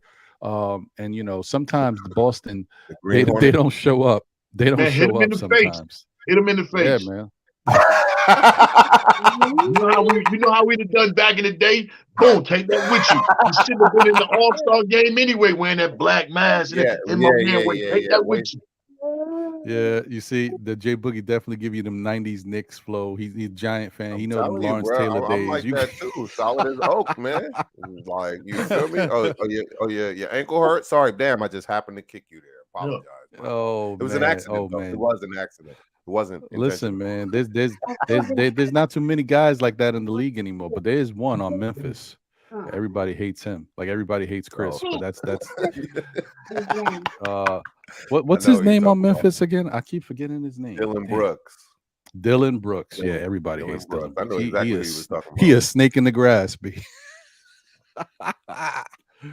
Anyway, shout out to Outlaw Comedian. Thank you for being here. Appreciate you. Thank you for tuning in. He said one thing about Tibbs is that he is going to get a required maximum effort out of players. His downfall always been his vanilla offense and his inability not to burn out rotations. That's 100% facts. Great take there, Outlaw Comedian. Thank you for being here as always. Ricardo, I'm just thinking, I don't know if I even answered your question like that, but for me, like I said, I don't want depending on how the Knicks play down the stretch from now until the end of the season and going into the playoffs, depending on how they play will dictate what I think the Knicks should go after in the offseason. If the Knicks play really well, have a nice showing in the playoffs, then I don't think we need much. I think we should keep the team core the way it is. If you want to add a little piece that gives us a little bit more defense, a little bit more functionality when it comes to three-point shooting, fine. Now, if the Knicks somehow flounder going down the stretch and then get into that first round and get knocked out like we never should have been there in the beginning, then we still need to get that superstar thing back in our minds, because maybe we still missing something. But right now I think we got to let it play out and see, and I think that's what the front office will do. And they scared bidders anyway, so they ain't ready to shake nothing up. So shout out to D-Moore914. Appreciate you, my brother. Thank you for being here. CC, my guy Cartagena in the building. What's good? Yeah, you know, I had that Pocono thing, that Mount Airy Lodge thing popped in my head, man. I don't know. Hey, quick question, Ron. Oh yeah, go ahead. What's the deadline far as releasing players on your team? Well, it depends on what it is that's going on. Like right now, we already know we passed the deadline. Like I think you could still release a player now, but it doesn't benefit any of the teams because they can't make the playoff roster. That the playoff roster cutoff is already it passed already, right? So now Yeah, now we screwed. Like if there was somebody out there that we wanted, we could go get them right now, but they can't play. They can't be a part of our playoff roster. Yeah, because I saw something early this morning where like Phoenix is like really like they really wanted Derrick Rose. Right, right. And it was saying like we know the deadline is passed and he's still on the Knicks roster, but Yeah, yeah. they was looking like for Derrick Rose, you know. And Yeah, I don't know what would be the point of that really when you can't use them in the playoffs, but yeah, I don't know. Like that's the reason why we did. Look, some people are like, what was the whole point of signing Trevor Keels to a 10-day? It's just to be able to have a little bit more flexibility. If anything happens, God forbid somebody gets hurt or something like that, you got flexibility that you can say, oh, at least we got Trevor Keels, an extra body that we could put on the roster if we down players for whatever reason. So it is what it is. Shout out to Keyshawn. Appreciate you. Good to see you, my brother. Thank you for being here. And I was talking about these brothers earlier. Shout out to the new Knicks in the building. Remember I was talking about podcasts and everything. Shout out to them, man. Thank you, man. Good to see you. Appreciate you as always. Yeah. No doubt. All right, man. Well, listen. This was another great show. I'm happy to be here and chop it up with you brothers. Thank you to Smoking Nick for being here. Thank you to Nice for being here. Thank you to my guy Jay Boogie, the closer in the building, once again giving us another one of them joints, man. Another one of them joints, man. Appreciate you so much, man. And thank you for everybody in the chat and the Nick That's community. my baby little fish. Oh, look. Little fish, smash that like button. No. Yeah, man. Thank you guys for being here and rocking with us. Let's go Knicks. Hopefully everybody does what we expect them to do once again tonight, and let's get Quentin Grimes some more touches, man. Get him involved in this game, man. Wasting his talent out there. Let's see what he can do out here, man. Let's get him going. Shout out to everybody in the chat once again. Thank you guys. Listen, I love to say it because that's what it is. Tell a friend who tells a friend who tells another friend. Still Knicks fans. We'll be back again, whether it be on Saturdays at 11 a.m. for Know the Ledge, Mondays for SKF Weekly at 9 p.m., or Thursdays at 8 p.m. on the Nothing But Knicks Network. NBK in the building for the NBA Report. Check us out. We're going to keep coming at you with more and more content. And as this thing grows, we're going to keep hitting you with as much as we can because we love our New York Knicks and we're happy to be talking about them. And let's just hope they keep this ride going, man. This is a nice looking team right now. I'm loving what I'm seeing, man. Guys, any final words, Smoking Nick? Man, you already know. Like, share, subscribe. You already know we locked in, man. You already know I'm the Smoking Nick. Y'all already know. Y'all either rocking with me or y'all not. It is what it is, man. I appreciate you. You already know, man. I appreciate you, Jay Boogie. You already know we locked in 100%. That's it. There you go. Jay Boogie, final words, brother? Yeah, man. Just everybody, man, have a blessed weekend. You know what I'm saying? Treat yourself, man. You know, love your loved ones. You know what I'm saying? You work hard all through the week. You know, you got your time off this weekend, man. Be with your loved ones, hugs, kisses, tell somebody, you know what I'm saying, you haven't said to them in a long time how much you love and appreciate them being in your life as well as you being in their life. And also, shout out to your network too, man, the NBK, you know what I'm saying. I heard that was a fabulous thing, you know what I'm saying, what they had going on last night in DC, you know what I'm saying. I heard the turnout was real big, real huge, you know what I'm saying. Shout out to the Queen for her holding down the format, and she didn't even go to the game. She was just on the outside, you know, holding it down, you know. And shout out to Sim doing what he always do, aka Ron O'Neal, the young Superfly, the podcasters, you know what I'm saying. So shout out to you, your whole entire network, what y'all doing, man. You know what I'm saying. We big in the community all over, man. And shout out to you know what I'm saying, KnicksFanTv too. They know I'm the closer. That's my family. That's where I resign from. This is where you heard Jay Boogie from, you know what I mean? So I'm always there with that. That's my family too, you know what I mean? So, you know, just, you know, everybody have a blessed weekend, man, you know what I'm saying? And we see y'all, talk to y'all after this dub tonight, yo. And shout out to the 50 greatest, you know what I'm saying? You know, that big historical team, 1979. In 5 games, man, 4-1 with LA and eliminated on their home court floor. You know, that's how you handle your business, man.